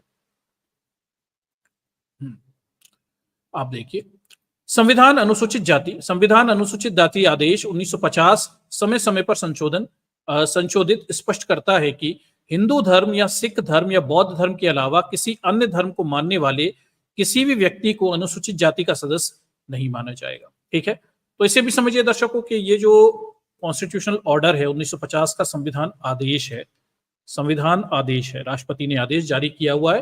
ठीक है, ये कहता है कि हिंदू धर्म, सिख धर्म, बौद्ध धर्म के अलावा किसी अन्य धर्म के मानने वाले व्यक्ति को अनुसूचित जाति में शामिल सदस्य के रूप में नहीं माना जाएगा। तो इसी की वजह से मुस्लिम और ईसाई धर्म को अपनाने वाले लोगों को अनुसूचित जाति का आरक्षण नहीं मिलता। उन्हें ओबीसी का मिल जाता है, उन्हें एसटी का भी मिल सकता है अगर एसटी समाज के लोग ये करें, लेकिन उन्हें एससी का आरक्षण नहीं मिलता, क्योंकि इसमें आदेश में बड़ा स्पष्ट है, केवल हिंदू, सिख और बौद्ध धर्म को मानने वाले एससी समाज के लोगों को ही यहाँ पर एससी जाति के रूप में शामिल किया जाता है, मान्यता दी जाती है। हालांकि जैसा कि पहले उल्लेख किया गया है, अन्य पिछड़ा वर्ग के रूप में व्यवहार किए जाने पर कोई धार्मिक बाधा नहीं है।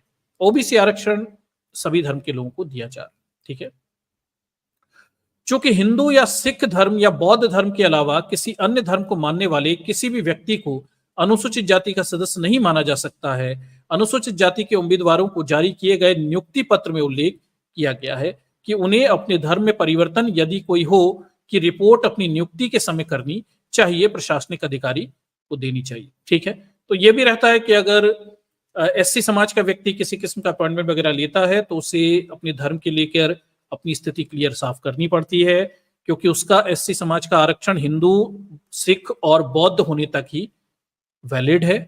अगर वो मुस्लिम और ईसाई बन जाता है तो उसके आरक्षण का स्टेटस भी चेंज हो जाता है, या तो ओबीसी होगा या फिर खत्म हो जाएगा, दोनों में से कुछ रहेगा। एसटी होंगे तो फिर बना रहेगा। ठीक है, यहाँ पे क्लैरिफिकेशन है ऑर्डर का, यहाँ पे लगा हुआ है। आगे देखिए, जब कोई व्यक्ति अनुसूचित जाति, अनुसूचित जनजाति या पिछड़े समुदाय से संबंधित होने का दावा करता है तो जाति की स्थिति का सत्यापन करने के लिए कई कदम उठाए जाते हैं।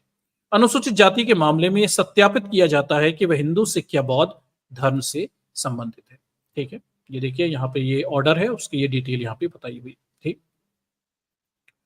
अब देखिए धर्मांतरण और पुनः धर्मांतरण के मामले में अनुसूचित जाति की स्थिति के संबंध में 3 परिदृश्य बनते हैं। ठीक है, तो दर्शकों देखिए यहाँ पर क्या बहस हो रही है, ये चीज मैंने पहले भी समझाई कि पूरा मामला ये है कि एससी समाज का कोई व्यक्ति अगर वो हिंदू है, अगर वो बौद्ध या सिख धर्म अपना लेता है तो उसके एससी समाज का आरक्षण बचा रहेगा, वो जाएगा नहीं। ठीक है, अगर एससी समाज का व्यक्ति मुस्लिम बन जाता है या ईसाई बन जाता है तो उसका एससी स्तर का आरक्षण चला जाएगा, लेकिन अगर उसके राज्य में ओबीसी स्तर का आरक्षण उसकी जाति को मिलता होगा तो वो मिलता रहेगा। ठीक है, ये दूसरी स्टेटस कंडीशन। और तीसरी कंडीशन एसटी समाज को लेकर है, शेड्यूल ट्राइब को लेकर है कि अगर कोई शेड्यूल ट्राइब से संबंधित है और शेड्यूल ट्राइब का कोई व्यक्ति किसी भी धर्म में परिवर्तन कर ले, वो हिंदू, मुस्लिम, सिख, ईसाई, जैन कुछ भी बन जाए, तो भी उसका एसटी का आरक्षण बना रहेगा। ठीक है, तो एसटी समाज के लोगों को किसी भी धर्म में जाने पर आरक्षण खत्म नहीं होता, पहली चीज। ठीक है, ये मैं आपको इसलिए कह रहा हूं कि एक मूर्ख यहां पर आया हुआ था, ठीक है, और वो मूर्ख से मेरी 2 घंटे बहस हुई, आपने भी सुनी हुई थी। वो डॉक्टर अंबेडकर पे तमाम आरोप लगा रहा था कि उन्होंने आरक्षण खत्म कर दिया एससी समाज का। तो वो अगर मूर्ख व्यक्ति सुन रहा हो तो उसे साफ बता देता हूं, यहाँ पे लिखा भी बता दूंगा कि डॉक्टर अंबेडकर ने नहीं किया ये। डॉक्टर अंबेडकर ने संविधान में इस तरह के मोटे मोटे, इन्होंने बाद में राष्ट्रपति आदेश निकालकर ये ऊपर नीचे सब कर लिए, पहली चीज। और डॉक्टर अंबेडकर ने एसटी समाज के लोगों को किसी भी धर्म में जाने पर उनके आरक्षण बनाए रखने की स्थिति दी है। ठीक है, अगर हम इसे भी लेके चले तो ठीक।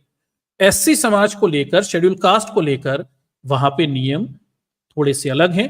और शेड्यूल कास्ट को लेकर अगर कोई हिंदू, बौद्ध या क्या बोलते हैं सिख बनता है तो ही उसके एससी समाज का आरक्षण बचा रहेगा, नहीं तो उसका आरक्षण कम होके ओबीसी स्तर पे आ सकता है, अगर राज्यों में उसे ओबीसी आरक्षण मिलता हो तो। ठीक, एससी को लेके यहाँ पे डिफरेंट प्रोविजंस हैं, क्योंकि समाज में एससी समाज की स्थितियां हिंदू जाति व्यवस्था में थोड़ी सी अलग है। जो एसटी समाज के लोग हैं वो तो हिंदू हैं ही नहीं, वो किसी धर्म के नहीं है, उनका खुद का एक शेड्यूल ट्राइब यानी जनजातीय धर्म है, आप कह सकते हैं। सरना धर्म की बात होती है तो चूंकि उनका कोई धर्म ही नहीं है, वो अति पिछड़े हैं, जनजातीय स्तर पे हैं, तो वो किसी भी धर्म में जाए उनका वो जनजातीय स्टेटस तो तब भी बना रहेगा, तो उनको लेके प्रावधान अलग हैं।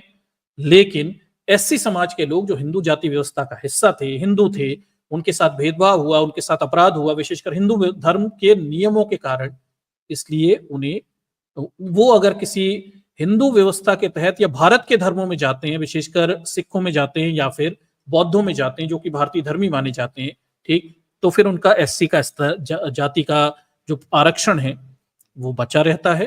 लेकिन अगर मुस्लिम और ईसाई बन जाते हैं तो वहां पे उनका आरक्षण चला जाता है। ठीक है, ये यहाँ पे लिखा हुआ है, इससे ज्यादा कुछ क्लैरिफिकेशन यहाँ पे है नहीं। अगर मैं कह दूं कि मुस्लिम बनने पे क्यों चला जाता है और ईसाई बनने पे क्यों चला जाता है एससी स्तर का आरक्षण, और इसके लिए कि मैं कह दूं कि देखिए ईसाइयों में जातिवाद नहीं होता, मुसलमानों में जातिवाद नहीं होता, तो सॉरी टू से ये हमारे एक्सप्लेनेशन हो सकते हैं, लेकिन संवैधानिक प्रावधानों में ये कुछ भी यहाँ पे लिखा हुआ नहीं है। ठीक है, कॉन्स्टिट्यूशन में जो लिखा है, संवैधानिक प्रावधान, राष्ट्रपति आदेशों में जो लिखा है वो इतना ही है।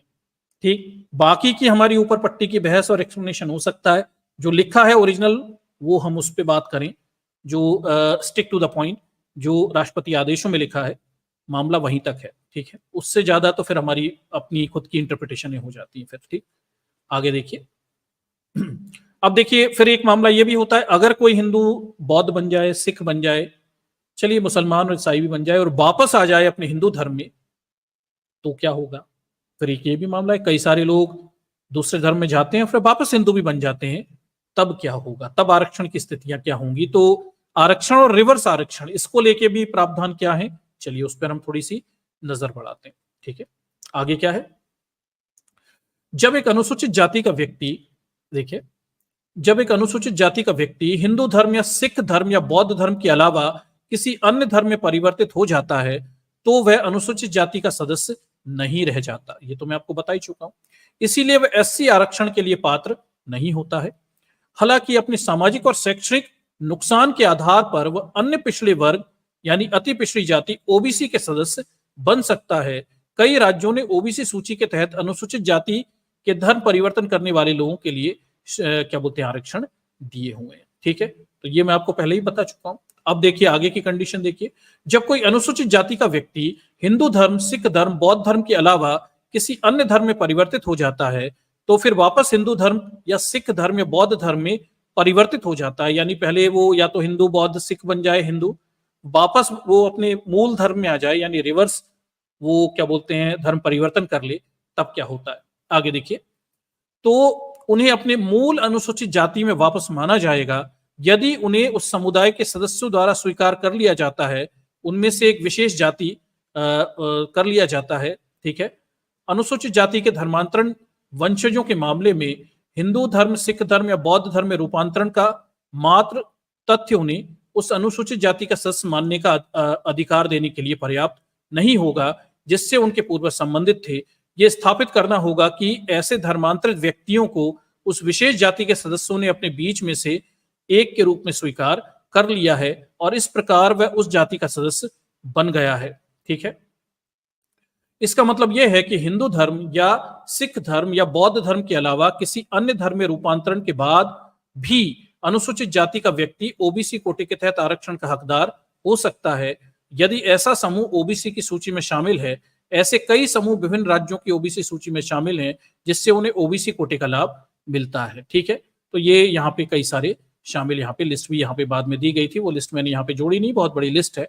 हम ऊपर जाते हैं, ऊपर जाके उस धर्मांतरण के लेके जो बात की गई है कि अनुसूचित जाति, देखिए अनुसूचित जाति और हाँ, जब कोई अनुसूचित जाति का व्यक्ति हिंदू धर्म, सिख धर्म, बौद्ध धर्म के अलावा किसी अन्य धर्म में परिवर्तित हो जाता है और फिर वापस हिंदू धर्म, सिख धर्म या बौद्ध धर्म में परिवर्तित हो जाता है तो उसे अपने मूल अनुसूचित जाति में वापस माना जाएगा। ठीक है, ये मोटी मोटी बात यहाँ पर लिखी हुई है। ठीक, तो औपचारिक रूप से अगर कोई एससी समाज का व्यक्ति बौद्ध बन जाता है, सिख बन जाता है, ठीक है, क्या बोलते हैं, और वापस अपने मूल हिंदू धर्म में आ जाता है तो उसे आरक्षण तो वैसे का वैसा रहेगा, उसकी कंडीशन तो बदलेगी नहीं। वो तो दोनों जगह एससी के आरक्षण पहले भी मिलता था और अब भी मिलता रहेगा। आगे है, यदि उसके समुदाय सदस्यों द्वारा उसे स्वीकार कर लिया जाता है। ठीक है, अनुसूचित जाति के धर्मांतरित वंशजों के मामले में हिंदू धर्म, देखिए, या सिख धर्म या बौद्ध धर्म में रूपांतरण का मात्र तथ्य उसे उस अनुसूचित जाति का सदस्य मानने का अधिकार देने के लिए पर्याप्त नहीं होगा। अब यहाँ पे एक और चीज है, वो है वंशजों के मामले में। अगर किसी के वंशज थे जिन्होंने धर्म परिवर्तन कर लिया था, बौद्ध बन गए थे, सिख बन गए थे और वो फिर से हिंदू बनना चाह रहा है, तो ऐसे में फिर इतना पर्याप्त नहीं रहेगा कि उसे क्या बोलते हैं, रूपांतरित मात्र करने से अनुसूचित जाति का सदस्य नहीं मान लिया जाएगा, मगर फिर से हिंदू बनने मात्र से नहीं मान लिया जाएगा, बल्कि उसे यह भी स्थापित करना होगा कि उस धर्म के लोगों ने जिसमें वो वापस आ गया है उसे स्वीकार भी कर लिया है। तो इसको लेके कुछ एक्सेप्टेंस और एफिडेविट वगैरह भी उसे यहाँ पे देनी पड़ेंगे। ठीक, ये भी यहाँ पे बताया गया।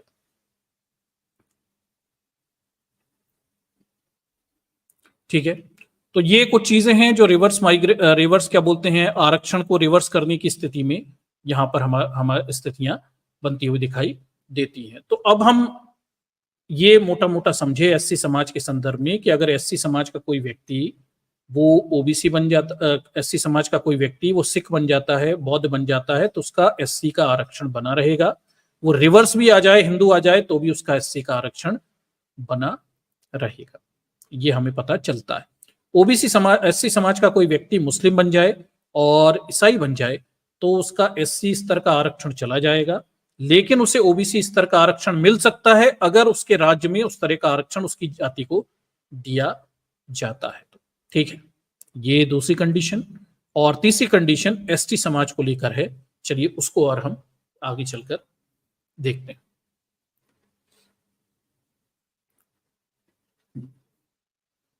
चलिए, तो संवैधानिक मामलों के विशेषज्ञ हैं, ये क्या कह रहे हैं एसटी समाज को लेके। हाँ हाँ, क्या धर्म परिवर्तन के बाद भी एससी एसटी के लोगों को सरकार के द्वारा दिए जाने वाला आरक्षण का फायदा उठाया जा सकता है? ठीक है, ये देखिए, तो ये क्या कह रहे हैं, तो ये वही बात है, इन्होंने भी वही बात दोहराई हुई है जो हमने नीचे कही थी, बस एसटी को लेके इन्होंने क्लैरिफिकेशन यहाँ पे दे दिया गया है। ठीक है,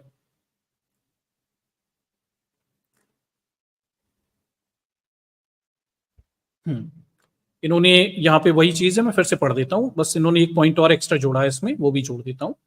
देखिए, तो ये कह रहे हैं कि भाई, हाँ,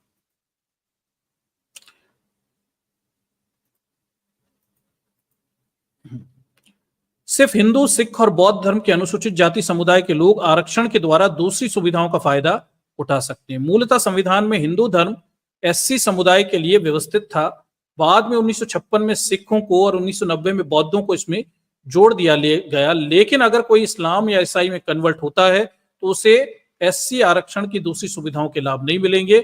हाँ, सिर्फ अगर वह हिंदू धर्म में कन्वर्ट होता है, यानी सिख या ईसाई बौद्ध बनता है, तो उसे लाभ मिलना शुरू हो जाएगा।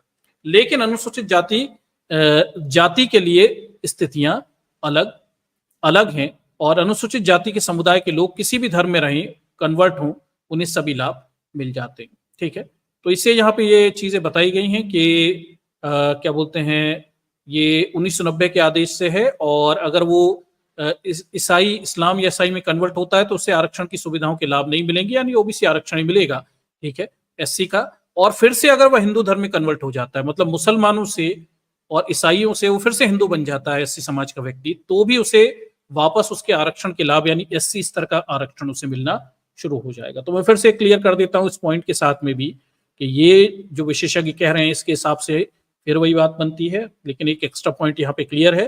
पहली चीज, एससी समाज का व्यक्ति अगर बौद्ध बनता है या सिख बनता है तो उसका एससी स्तर का आरक्षण बना रहेगा। एससी समाज का व्यक्ति अगर मुस्लिम बन जाए या फिर ईसाई बन जाए तो उसका एससी स्तर का आरक्षण चला जाएगा, लेकिन उसे ओबीसी स्तर का आरक्षण मिल सकता है अगर उसके राज्य में मिलता हो तो। एससी समाज का व्यक्ति अगर फिर से हिंदू बन जाए और बौद्ध से और सिख से बने तो उसका एससी का आरक्षण वैसा का वैसा ही रहेगा, मिलता ही रहता है। लेकिन अगर वो मुस्लिम और ईसाई से वापस हिंदू बन जाए तो भी उसे एससी के आरक्षण जो पहले मिलता था उसके सारे लाभ फिर से मिलना शुरू हो जाए। ठीक है, तो ये क्लियर कट कंडीशन है। मैंने बार बार इस चीज को दोहरा कर आपको बताया कि इसमें कोई कंफ्यूजन किसी को भी ना रह जाए। आपके पास दोनों ऑप्शन है। आप अगर कोई हमारे समाज का व्यक्ति बौद्ध बन जाता है तो उसे आरक्षण के लाभ बचे रहते हैं, सीधी सी बात यह है कि उसके एससी स्तर के आरक्षण के लाभ नहीं जाते। सिख बन जाता है तो भी नहीं जाते, और वो रिकन्वर्ट होकर हिंदू भी बन जाए तो भी उसके आरक्षण बने रहते हैं। यही स्थिति मुस्लिम और ईसाइयों में भी है। मुस्लिम बन जाओगे, ईसाई बन जाओगे तो फिर आरक्षण के लाभ चले जाएंगे, एससी स्तर का आरक्षण नहीं मिलेगा, लेकिन ओबीसी स्तर का आरक्षण मिल सकता है। वापस हिंदू बन जाओगे तो फिर से एससी स्तर के आरक्षण के लाभ मिल जाएंगे। ठीक है, तो ये दोनों तरह की स्थितियां यहां पर ये स्पष्ट है। ठीक है, तो आप क्या बोलते हैं, कन्वर्जन और रिवर्स कन्वर्जन दोनों किया जा सकता है, कहीं कोई परेशानी नहीं। ठीक है, यानी धर्म परिवर्तन और वापस पुनः धर्म परिवर्तन दोनों किए जा सकते हैं, और दोनों की स्थिति और आरक्षण के लाभों की स्थितियां ये यहां पर साफ और स्पष्ट हैं। इसमें कोई क्या बोलते हैं गड़बड़ की स्थितियां नहीं है। ठीक है, अब देखिए एसटी समाज के लेके, अनुसूचित जनजाति को लेके क्या स्थिति है। तो अनुसूचित जनजाति के लोग, समुदाय के लोग किसी भी धर्म में रहें, कन्वर्ट हो जाएं, उन्हें आरक्षण के लाभ मिलते रहेंगे। तो एसटी समाज को लेके तो कोई परेशानी है नहीं, वह धर्म का कोई मुद्दा ही नहीं है। एसटी समाज के लोग हिंदू बने, सिख बने, ईसाई बने, जो भी धर्म अपनाए या ना अपनाए, उन्हें एसटी का आरक्षण मिलता था, मिलता रहेगा। वो माइग्रेट होके दूसरे धर्म में चले जाएं, वापस माइग्रेट होके फिर हिंदू बन जाएं या बौद्ध बन जाएं तो भी उन्हें आरक्षण मिलता था और मिलता रहेगा। तो एसटी समाज के लोग अगर बौद्ध बनते हैं तो दोनों स्थिति में उन्हें आरक्षण एसटी का मिलता है और मिलता भी रहेगा। यहाँ पे कोई गड़बड़ की स्थितियां नहीं है, ये क्लियर से कानूनी प्रावधान मौजूद है। ठीक है, चलिए आगे देखते हैं।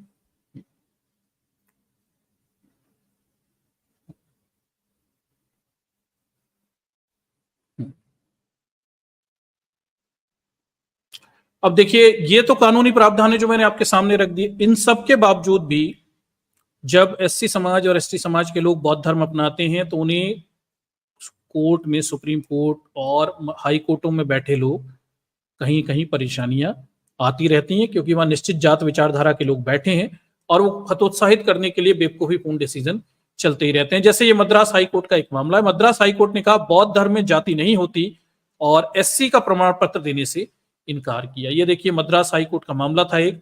मद्रास हाई कोर्ट ने एक फैसले में कहा कि बौद्ध धर्म में जाति नहीं होती, इस धर्म को अपनाने वालों को अनुसूचित जाति का लाभ नहीं दिया जा सकता। कोर्ट ने फैसला उस याचिका सुनवाई में दिया।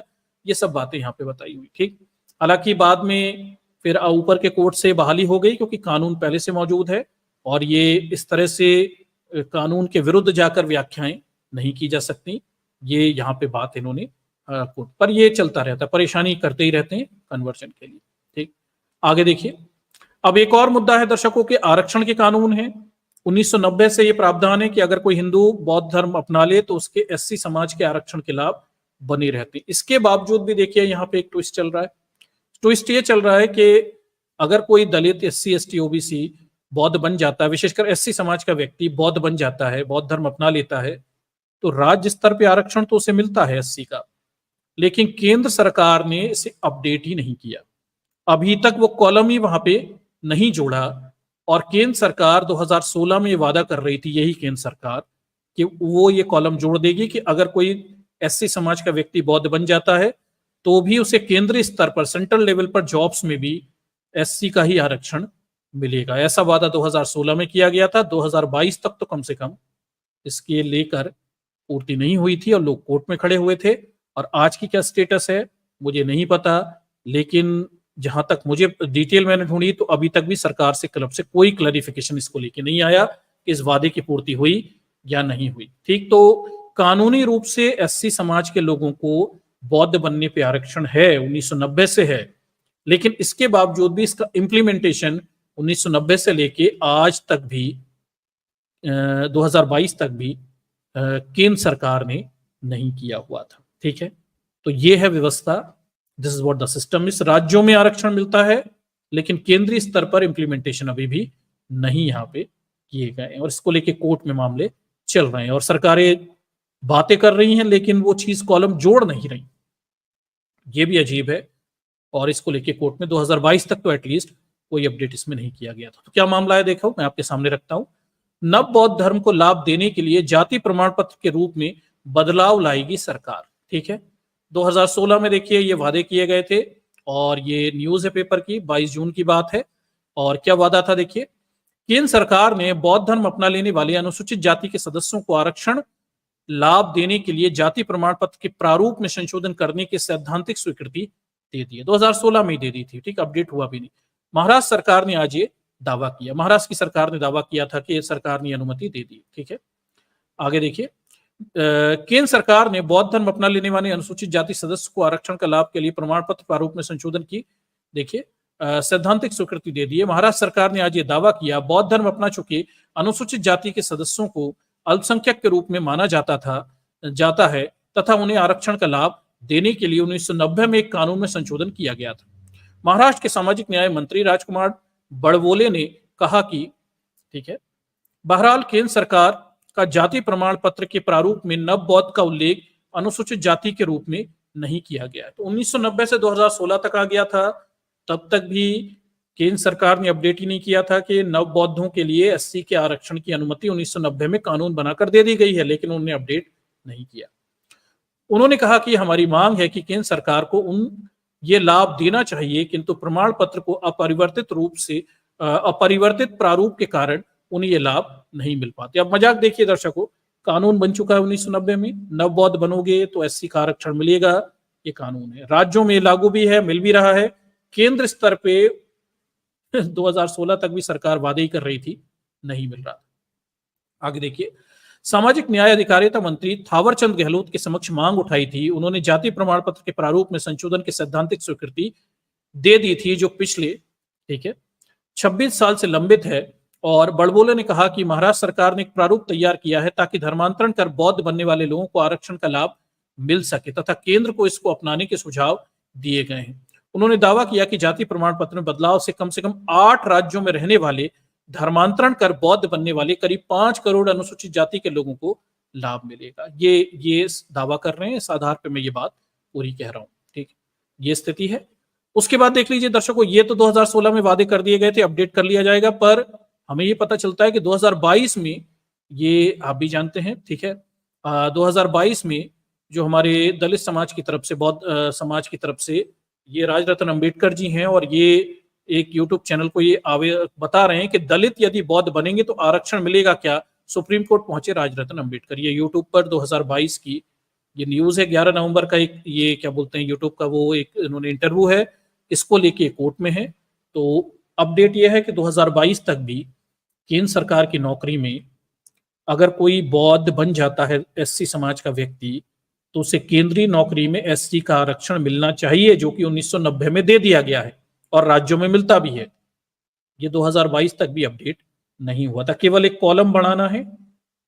2016 में वादा कर चुके हैं, लेकिन 2022 तक भी अपडेट नहीं हुआ। ठीक है, तो ये क्वेश्चन था हमारे एक साथी का इस मुद्दे को लेके पिछली स्ट्रीम में, और ये आज का स्टेटस स्थिति है। 22 तक के स्टेटस मुझे पता है, इसके बाद इस कोर्ट केस का क्या हुआ, क्या हो रहा है, हमारे पास कोई अपडेट नहीं है। इस चैनल ने भी और कोई अपडेट यहाँ पे दिए नहीं है इस पूरे मामले के। जब ये अपडेट आ जाएंगे, मेरे पास कुछ क्लैरिटी आ जाएगी 2022 के बाद, क्या अब ये अपडेट आ गया है, तो मैं आपके सामने ये आगे का अपडेट आगे चलकर रख दूंगा। आज की स्टेटस यही है, आज की स्थितियां यही है, कम से कम हमें ये तो खोजने पर अभी तक यही मिला हुआ है। ठीक है, तो ये हालात हैं आपके आरक्षण को लेके, ये प्रावधान भारत में दिखाई देते हैं और ये मोटी मोटी जानकारियां हैं।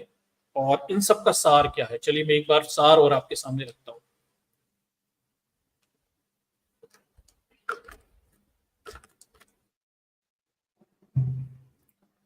चलिए, तो ये सारी बहस का सार ये है कि अगर कोई एससी समाज का व्यक्ति, मैं फिर से दोहरा देता हूं, अगर कोई एससी समाज का व्यक्ति बौद्ध बन जाता है, विशेषकर हम बौद्ध पे केंद्रित हो रहे हैं, या सिख भी बन जाता है, तो उसका एससी का आरक्षण बचा रहेगा। ठीक है। और एससी समाज का व्यक्ति अगर मुस्लिम ऐसा ही बन जाता है तो उसका एससी का आरक्षण चला जाएगा, लेकिन उसे ओबीसी का आरक्षण मिल सकता है अगर राज्य में ये सरकारें दे रही हों तो। अगर कोई एसटी समाज का व्यक्ति धर्म परिवर्तन करता है तो किसी भी धर्म में जाए उसका एसटी का आरक्षण बचा रह सकता है। ठीक है। और धर्म परिवर्तन करके अपने मूल धर्म में अगर एससी और एसटी समाज के लोग वापस आ जाते हैं, ओबीसी भी आ जाता है, तो उसके आरक्षण उसे मिलते रहेंगे जो कि उसे पहले से मिल रहे थे, उनका स्टेटस फिर चेंज नहीं होगा। ये मोटा मोटा सार हमारे सामने दिखाई देता है और ये स्टेटस है जो बताता है कि भाई भारत में धर्म परिवर्तन किए जा सकते हैं, कहीं कोई परेशानियां नहीं है। ठीक है, सरकारें कानून बनाकर इन्हें हतोत्साहित जरूर करती हैं, लेकिन अगर कोई जातिवाद से परेशान है, कोई नव बौद्ध धर्म अपनाना चाहता है, तो निश्चित रूप से वो इन बौद्ध धर्मों को अपना सकता है। डरने की जरूरत नहीं है। आरक्षण के प्रावधान सुनिश्चित हैं, आरक्षण मिलता है, राज्य स्तर पे तो पूरी तरह से मिलता है, केंद्रीय स्तर पे भी इसको लेके कोर्ट में केस चल रहे हैं और ये भी जल्दी से अपडेट होकर मिल जाएगा। ठीक है, या शायद मिल चुका होगा, जो भी होगा मैं आपको स्टेटस देख के वहां पे बता दूंगा। ये मोटी मोटी स्थिति है, ये मोटे मोटे घटनाक्रम है। तो ये आरक्षण को लेके जो भय की स्थितियां हैं, ये भयग्रस्त नहीं हुई है, कोई परेशानी नहीं है। आप चेंज भी कर सकते हैं, अगर आपको पसंद ना आए तो वापस भी आप अपने मूल धर्म में भी वापस आ सकते हैं और आपको आरक्षण तब वैसा का वैसा ही पुनः मिल भी जाएगा। तो ये भी ध्यान रखिए कि डर भी वाले, आप ऐसा नहीं कि बौद्ध बन गए तो आपको ये लगे कि आरक्षण खत्म होगा, जो भी होगा डरिए मत।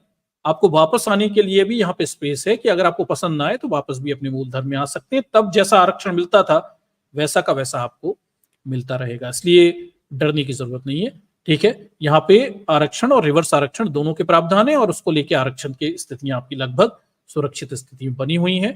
किसी को डरने या घबराने की जरूरत यहाँ पे नहीं है। प्रोविजंस काफी अच्छे हैं और काफी स्कोप है चेंज होकर और वापस आने के लिए भी स्कोप मौजूद है। ठीक है, तो ये मोटा मोटा स्टेटस है और ये चीजें कई बार प्रश्नों में आती हैं, मैंने यहाँ पे काफी बार एम्फेसिस करके चीजों को यहाँ पे रखा हुआ है।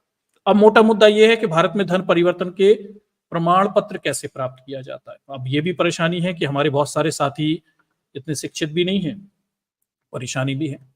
तो ये कैसे होता है, धर्म परिवर्तन के प्रमाण पत्र औपचारिक रूप से कैसे होते हैं, क्या प्रोसेस है, चलिए इस पे थोड़ी सी और बात कर लेते हैं ताकि ये क्लैरिटी और आए, ये स्पष्टता और रहे क्या क्या चीज है। ठीक है, आगे देखिए। हाँ, भारत में धर्म परिवर्तन की प्रक्रिया, भारत में धर्म परिवर्तन की प्रक्रिया में देखिए प्रथागत और कानूनी दो प्रक्रियाएं शामिल है। आप दो तरह से धर्म परिवर्तन कर सकते हैं। एक प्रथागत, प्रथाएं जो चलती हैं, यानी एक धर्म से दूसरे घर में जाएं, वहां पे उनका जो भी संस्कार हो वो कर लें, ये एक प्रथागत प्रक्रिया है, लेकिन ये कानूनी मान्यता नहीं है। कानूनी प्रक्रिया के लिए आपको कानूनी तरीके से धर्म परिवर्तन करने के लिए कानूनी प्रक्रिया अपनानी पड़ेगी। वो कानूनी प्रक्रिया क्या है हम वो देखते हैं। कानूनी प्रक्रियाओं का पालन करने के लिए आवेदक को निर्धारित दस्तावेज प्रस्तुत करने की आवश्यकता है। इसे सत्यापित करने के बाद आवेदक का विवरण धर्म परिवर्तन के संबंधित जानकारी के साथ सरकारी गजट में प्रकाशित किया जाता है। तो जो सरकारी प्रक्रिया है, कानूनी प्रक्रिया है, उसमें बाकायदा सरकारी गजट में ये लिखा जाना चाहिए कि इस व्यक्ति ने, जो हिंदू था, बौद्ध बन गया है या धर्म परिवर्तन कर लिया है, तब औपचारिक रूप से सरकारी दस्तावेजों में ऑफिशियली व्यक्ति का धर्म परिवर्तन माना जाएगा और यही वास्तविक धर्म परिवर्तन भी सरकार मानती है। ठीक है, हालांकि यह ध्यान रखना होगा कि जब कोई अपना धर्म बदलना चाहता है तो निर्धारित कानूनी दस्तावेजों में भी आवश्यक बदलाव करने पड़ते हैं। आमतौर पर एक बार धर्म बदलने से संबंधित पारंपरिक प्रक्रिया पूरी हो जाने के बाद इसे सरकारी गजट में अधिसूचित करना पड़ता है। यह ध्यान रखना दिलचस्प होता है कि जब किसी के धर्म में बदलाव को राजपत्र यानी गजट में अधिसूचित किया जाता है तो जाति में बदलाव को ऐसा नहीं किया जा सकता। धर्म बदलता है, जाति में बदलाव को इस तरह से नहीं किया जा सकता। ठीक, आगे देखिए। यदि आप धर्म बदलते हैं तो क्या होगा, आगे देखिए। किसी के धर्म के बदलने के महत्वपूर्ण सामाजिक और कानूनी निहितार्थ होते हैं जो उत्तराधिकारी, वैवाहिक स्थिति और निर्वाचित कार्यालय के लिए पात्रता जैसे मामलों को प्रभावित करते हैं। हिंदू विवाह अधिनियम की धारा 13(1) के अनुसार यदि कोई व्यक्ति अपना जीवन साथी दूसरे धर्म में परिवर्तित हो जाता है, यदि कोई व्यक्ति अपना जीवन साथी दूसरे धर्म में परिवर्तित हो जाता है तो तलाक ले सकता है। तो ये ध्यान रखिए, अगर कोई पति हिंदू विवाह अधिनियम में अगर कोई पति दूसरा धर्म अपना ले तो पत्नी को तलाक लेने के अधिकार दिए गए हैं, अगर पत्नी अपना ले तो पति को तलाक लेने के अधिकार दिए गए। ठीक है, आगे देखिए। मुस्लिम पति के द्वारा इस्लाम छोड़कर अलग धर्म अपनाने की स्थिति में विवाह स्वतः ही समाप्त हो जाता है। नतीजतन रूपांतरण के बाद व्यक्तिगत कानूनों के एक अलग सेट द्वारा शासित होता है। मुस्लिम धर्म में तो ऑटोमेटिक नियम है कि अगर जो पति है उसने कोई दूसरा धर्म अपना लिया तो उसका पत्नी जो है वो ऑटोमेटिक ही उनका विवाह खत्म मान लिया जाता है। पत्नी अपना ले तो फिर ऑटोमेटिक विवाह खत्म हो जाता है। हिंदू धर्म में अधिकार है लेने का तलाक, और मुस्लिम धर्म में ऑटोमेटिक धर्म परिवर्तन की स्थिति में मुस्लिम धर्म के अनुसार किया गया विवाह स्वतः ही समाप्त मान लिया जाता है, ऑटोमेटिक डिसॉल्व मान लिया जाता है। आगे देखिए। अनुसूचित जाति या जनजाति के सदस्यों को अपने धर्म बदलते हैं तो उसके लिए SC ST के लिए आरक्षित चुनाव लड़ने की पात्रता खोने की संभावना का जोखिम होता है। ये मैंने आपको बता दिया, SC ST लोग धर्म बदलते हैं तो क्या होगा, मुस्लिम बन जाएंगे, ईसाई बन जाएंगे, तो ऑब्वियसली उनका आरक्षण का स्टेटस बदल जाएगा और तब उनकी जो सीटें रहेंगी वो लाभ या हानि की स्थितियां भी बन सकती हैं। ST को तो कुछ नहीं होता, SC की स्थितियां चेंज हो सकती हैं। यह ध्यान रखना महत्वपूर्ण है कि रूपांतरण के बाद भी विरासत का अधिकार प्रभावित नहीं होता। तो जो विरासत होती है, ठीक है, जो क्या बोलते हैं संपत्ति होती है, उत्तराधिकार होते हैं, वो बने रहते हैं और वो वहीं पर स्थापित रहते हैं, वो तो मिलते ही हैं। ठीक है, इसलिए रूपांतरण का कार्य परिवर्तन व्यक्ति पर लागू होने वाले अधिकार और सीमाओं को निर्धारित करने में काफी महत्व रखता है। आगे देखिए। राजपत्र में, गजट में अधिसूचना प्रकाशित करने के लिए आवश्यक दस्तावेज। अब देखिए, किसी व्यक्ति को अगर धर्म परिवर्तन करना है तो कौन कौन से ऑफिशियल डॉक्यूमेंट की जरूरत यहाँ पे होती है। शपथ पत्र, पहले एफिडेविट बनवाना पड़ेगा, फिर समाचार पत्र की प्रति जिसमें व्यक्ति द्वारा धर्म बदलने के संदर्भ में विवरण अंकित हो, तो शपथ पत्र देना पड़ेगा। फिर वो बोलेंगे से समाचार पत्र में छपवाओ एक निश्चित समय के लिए, किसी व्यक्ति को ऑब्जेक्शन हो तो वो आपका आवेदन पे ऑब्जेक्शन लगा सके और ऑब्जेक्शन के भी निराकरण होनी चाहिए। ठीक है, स्वतः सत्यापन के साथ पासपोर्ट साइज फोटो ये लगवाना पड़ेगा। स्वतः सत्यापन के साथ पहचान प्रमाण पत्र, आइडेंटिटी कार्ड लगाना पड़ेगा, जो भी हो, आधार वगैरह जो भी हो आपके पास। धर्म परिवर्तन हेतु शासन द्वारा निर्देशित शुल्क यानी फीस जमा करनी पड़ेगी। तो इतना सिंपल है, ज्यादा कुछ है नहीं। शपथ पत्र, एफिडेविट देना पड़ेगा, समाचार पत्र में छपाया हुआ कि भाई हम धर्म परिवर्तन कर रहे हैं, और इस अगर कोई ऑब्जेक्शन होगा तो ऑब्जेक्शन का निराकरण हो चुका है। सत्यापन यानी सेल्फ अटेस्टेड एक पासपोर्ट साइज फोटो और एक पहचान पत्र, और एक फीस जो रहेगी वो मिनिमम है, वो लगती है। 55-56 दिनों में ये काम लगभग हो जाता है। ठीक है, चलिए। तो धर्म परिवर्तन के लिए प्रमाण पत्र प्राप्त करने के लिए आवश्यक दस्तावेज। ठीक है, अब दस्तावेज क्या चाहिए। मूल समाचार पत्र की प्रति जिसमें धर्म परिवर्तन से संबंधित विज्ञापन का प्रकाशन किया था। तो घोषणा करनी पड़ती है विज्ञापन में कि हम धर्म परिवर्तन कर रहे हैं, किसी को ऑब्जेक्शन हो तो अपने ऑब्जेक्शन यहाँ पे रख सकता है। ऑब्जेक्शन के निराकरण के बाद ही फिर आगे प्रोसेस बढ़ता है। अधिकृत धार्मिक संस्था द्वारा दिया गया मूल रूपांतरण प्रमाण पत्र, जिस संस्था में जिस धर्म में परिवर्तन किया है उसका प्रमाण पत्र भी मिल जाए, किसी संस्था से अगर करवाया है तो और अच्छी बात है। धर्म परिवर्तन के लिए आवेदक पत्र पर आवेदक और गवाह जिनकी संख्या 2 हो के द्वारा विधिवत हस्ताक्षर। धर्म परिवर्तन कर रहे हैं तो आवेदक होगा, उसके हस्ताक्षर होंगे, और 2 गवाह भी लगेंगे, उनके भी हस्ताक्षर वहां पे करवाने पड़ेंगे, तो 2 गवाह की व्यवस्था भी हो जाएगी। पासपोर्ट साइज फोटो की संख्या 2। ठीक है, आगे देखिए। पैन कार्ड, आधार कार्ड, मतदान पहचान पत्र, अधिकृत पहचान पत्र ये लगेंगे। निर्धारित पंजीकरण शुल्क के साथ नामांकित प्राधिकार से संबंधित मांग पत्र और स्टाम्प पेपर, शपथ पत्र लगेंगे। यदि आवश्यक हो तो विवाह प्रमाण पत्र या तलाक से संबंधित कागज भी लगेंगी, अगर ये सब वहां पर। 18 वर्ष से कम उम्र के नाबालिगों के लिए आवश्यक दस्तावेज। अगर कोई नाबालिग है वो धर्म परिवर्तन कर रहा है तो क्या स्थिति है। आधार कार्ड, स्कूल ID जैसे पहचान प्रमाण पत्र, वैध पते का प्रमाण पत्र, आधार कार्ड या राशन कार्ड, आयु की पुष्टि के लिए जन्म प्रमाण पत्र, वास्तविक प्रमाण पत्र जैसे प्रमाण पत्र और एक हालिया पासपोर्ट साइज फोटो। धर्म परिवर्तन के लिए आवेदक पत्र, यदि संभव हो तो नाबालिग द्वारा माता पिता या अभिभावक द्वारा विधिवत हस्ताक्षर होनी चाहिए। ठीक है, तो नाबालिग करेंगे तो माता पिता की सहमति के साथ ये कर सकते हैं। धर्म परिवर्तन की कानूनी प्रक्रिया क्या है?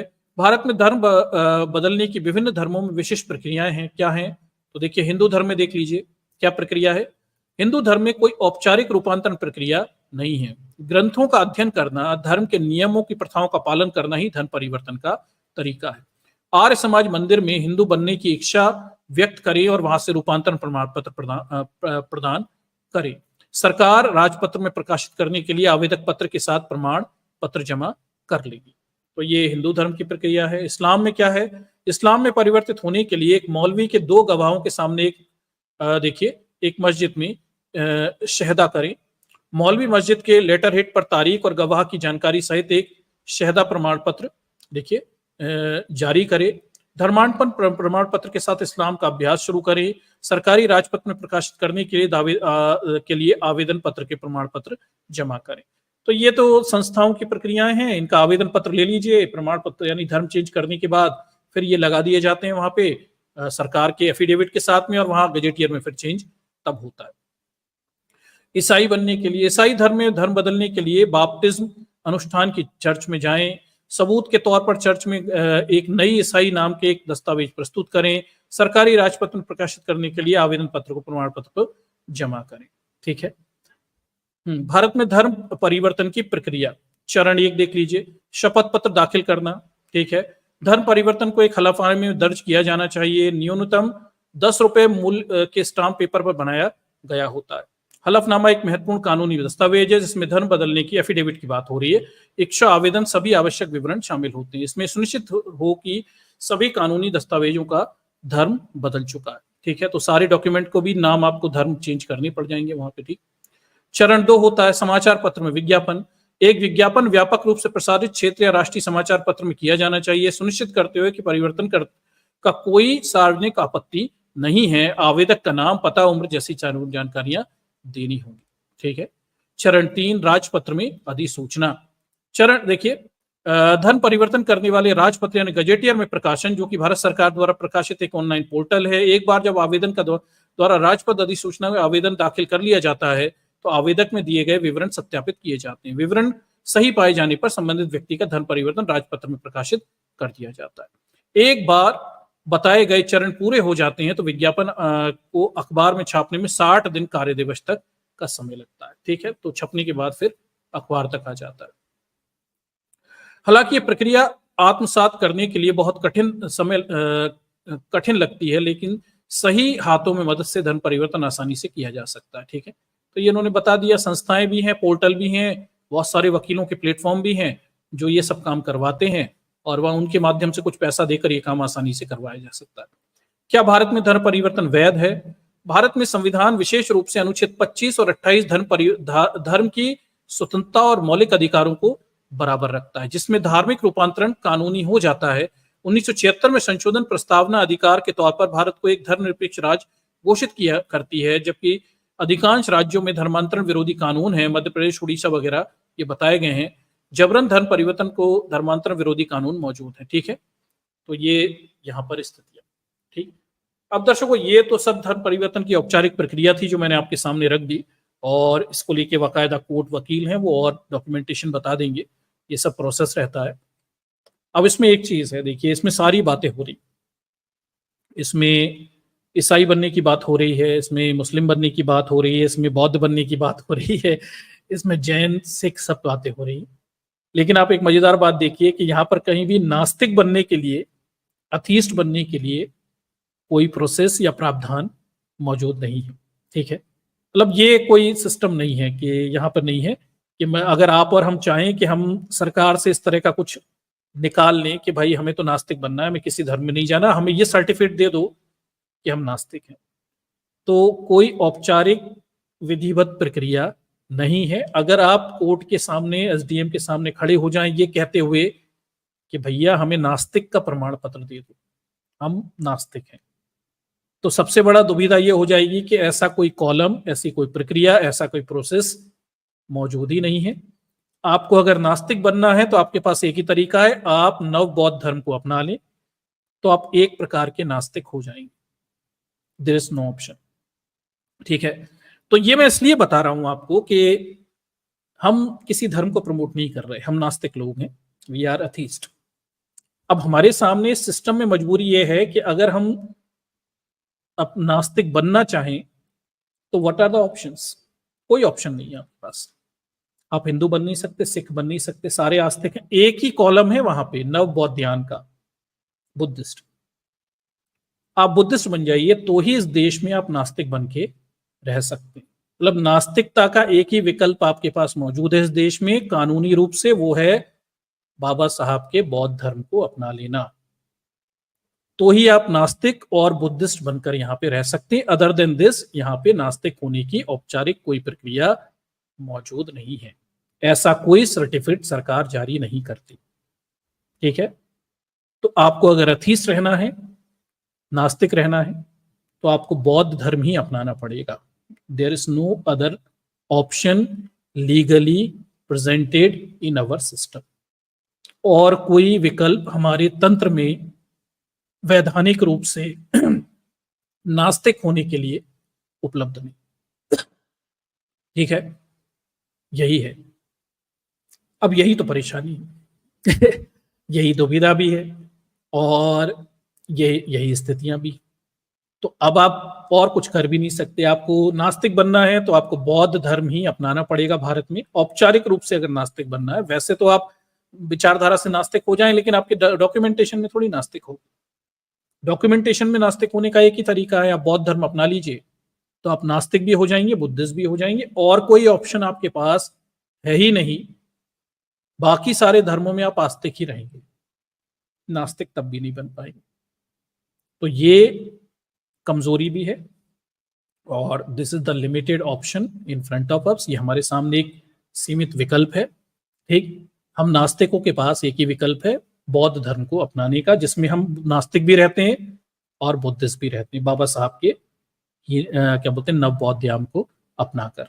ठीक, हमारे दोनों काम यहाँ पे हो जाते हैं। ठीक, तो मैं किसी धर्म को प्रमोट नहीं कर रहा हूँ, सॉरी टू से। मैंने आपको एक संविधान में एक धर्म परिवर्तन का जो प्रोसेस है, कानून है, वो यहाँ पे आपके सामने रखे हुए हैं। ठीक है, ये आपकी बात है। मैं स्वयं नास्तिक व्यक्ति हूँ, लेकिन मैं ये भी कहता हूँ कि यहाँ पे कोई ऐसा कॉलम ही नहीं है, पूरे सिस्टम में ऐसा कोई प्रोसेस नहीं है जहां से मैं सरकार से नास्तिक होने का दस्तावेज या डॉक्यूमेंट हासिल कर सकूं। मजबूरी में मुझे भी जब भी अपनाना पड़ेगा वो नव बौद्ध ध्यान ही अपनाना पड़ेगा। ठीक है, जब मैं आस्तिकता से नास्तिकता का औपचारिक प्रमाण पत्र इस देश में मांगूंगा तो मेरे पास एक ही विकल्प रहेगा कि मैं जाकर वहां पे ये देखूं कि बाकी सारे आस्तिक धर्म एक ही है, नव बौद्ध ध्यान, इसमें चेंज होकर ही मैं नास्तिक भी रह सकता हूं और बौद्ध धर्म तो मजबूत, उसके अलावा कोई विकल्प ही नहीं है। ठीक, एक ही तरह से नास्तिक यहाँ पे बचे रह सकते हैं। तो ऑफिशियली भारत में नास्तिक रहने का एक ही विकल्प है आपके पास, वो है नव बौद्ध धर्म को अपना लेना। नहीं तो ऑफिशियली आप नास्तिक नहीं हो सकते। अनऑफिशियली आप कुछ भी लिखते रहे अपने ट्विटर हैंडल पे, फेसबुक पे, ट्विटर पे, यूट्यूब पे, एग्नोस्टिक फलाना ढिकाना, जो चाहे करते रहे, सरकार को उससे कुछ फर्क नहीं पड़ता। ठीक है, उससे कुछ चेंज नहीं होने वाला। लीगली चेंज तभी होगा जब आप खुद को डॉक्यूमेंट में नास्तिक लिखवा लें, और वो लिखवाने का एक ही तरीका है कि यहां पर कोई प्रोसेस ही नहीं है। अब आपके साथ विकल्प क्या बचे? विकल्प ये बना कि आप बौद्ध धर्म को अपना लीजिए, बुद्धिज्म बन जाइए, तो आप नास्तिक भी रह जाएंगे और बुद्धिस्ट भी हो जाएंगे। ठीक, यही चीजें बची हुई हैं। तो there is no option, sorry to say. कुछ लोगों को बुरा लगा हो, पर लीगली तो यही ऑप्शन आपके पास मौजूद है। बाकी इलीगली आप कुछ भी लिख लें अपने फेसबुक, ट्विटर और इन सब पे, उससे कुछ होने वाला नहीं है। लीगली वो काउंट तभी होगा कि आप नास्तिक हैं जब आप बौद्ध धर्म को अपना लेंगे, और तभी धर्मांध लोगों की संख्या भारत में कम दिखेगी। नहीं तो वही हिंदू, मुस्लिम, सिख, ईसाई में फंसे रहोगे, धार्मिक ही रहोगे, और धार्मिक लोगों की संख्या बढ़ी रहेगी। ठीक, और कोई तरीका आपके पास मौजूद नहीं है। तो this is what the system is. ये व्यवस्था है, इसमें कमियां भी हैं, दोष भी हैं, लेकिन एक अच्छा सिस्टम हमारे देश में मौजूद है। यहाँ पर आपके पास काफी स्पेस है परिवर्तन होके वापस परिवर्तित हो जाने की। कहीं कोई डरने घबराने की बातें नहीं है। आप वापस भी आ सकते हैं अपने धर्म में, अगर आपको धर्म परिवर्तन करने के बाद चीजें पसंद नहीं आती हैं, तो ये भी स्पेस आपके पास मौजूद है। ठीक है, ये सारे ऑप्शंस हैं। और सबसे नास्तिक होना तो उसके लीगल डॉक्यूमेंटेशन का एक ही तरीका है, आप बौद्ध धर्म अपना ले तो ही आप भारत में नास्तिक लीगली रह सकते हैं, और कोई तरीका यहाँ पे मौजूद है भी नहीं। ठीक है, तो ये आज का प्रेजेंटेशन था, थोड़ा सा शायद लंबा हो सकता है लेकिन टेक्निकल था, कई सारे प्रश्नों के जवाब आपको होपफुली मिल गए होंगे।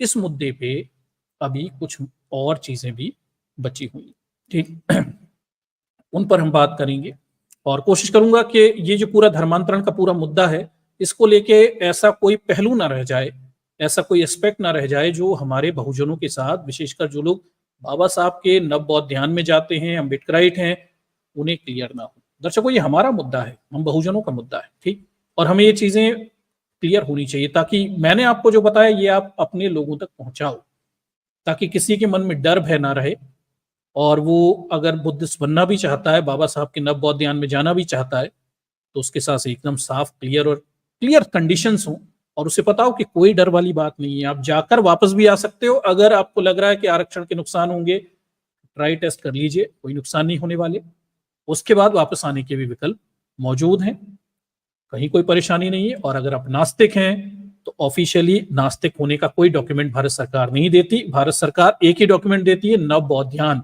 बौद्ध धर्म को अपनाकर ही भारत में आप नास्तिक होने का ऑफिशियल डॉक्यूमेंट निकाल सकते हैं, या नास्तिक भी हो सकते हैं इन ए सेंस, क्योंकि वो एक ही धर्म है सारे धर्मों में जो नास्तिक धर्म, बाकी सारे आस्तिक।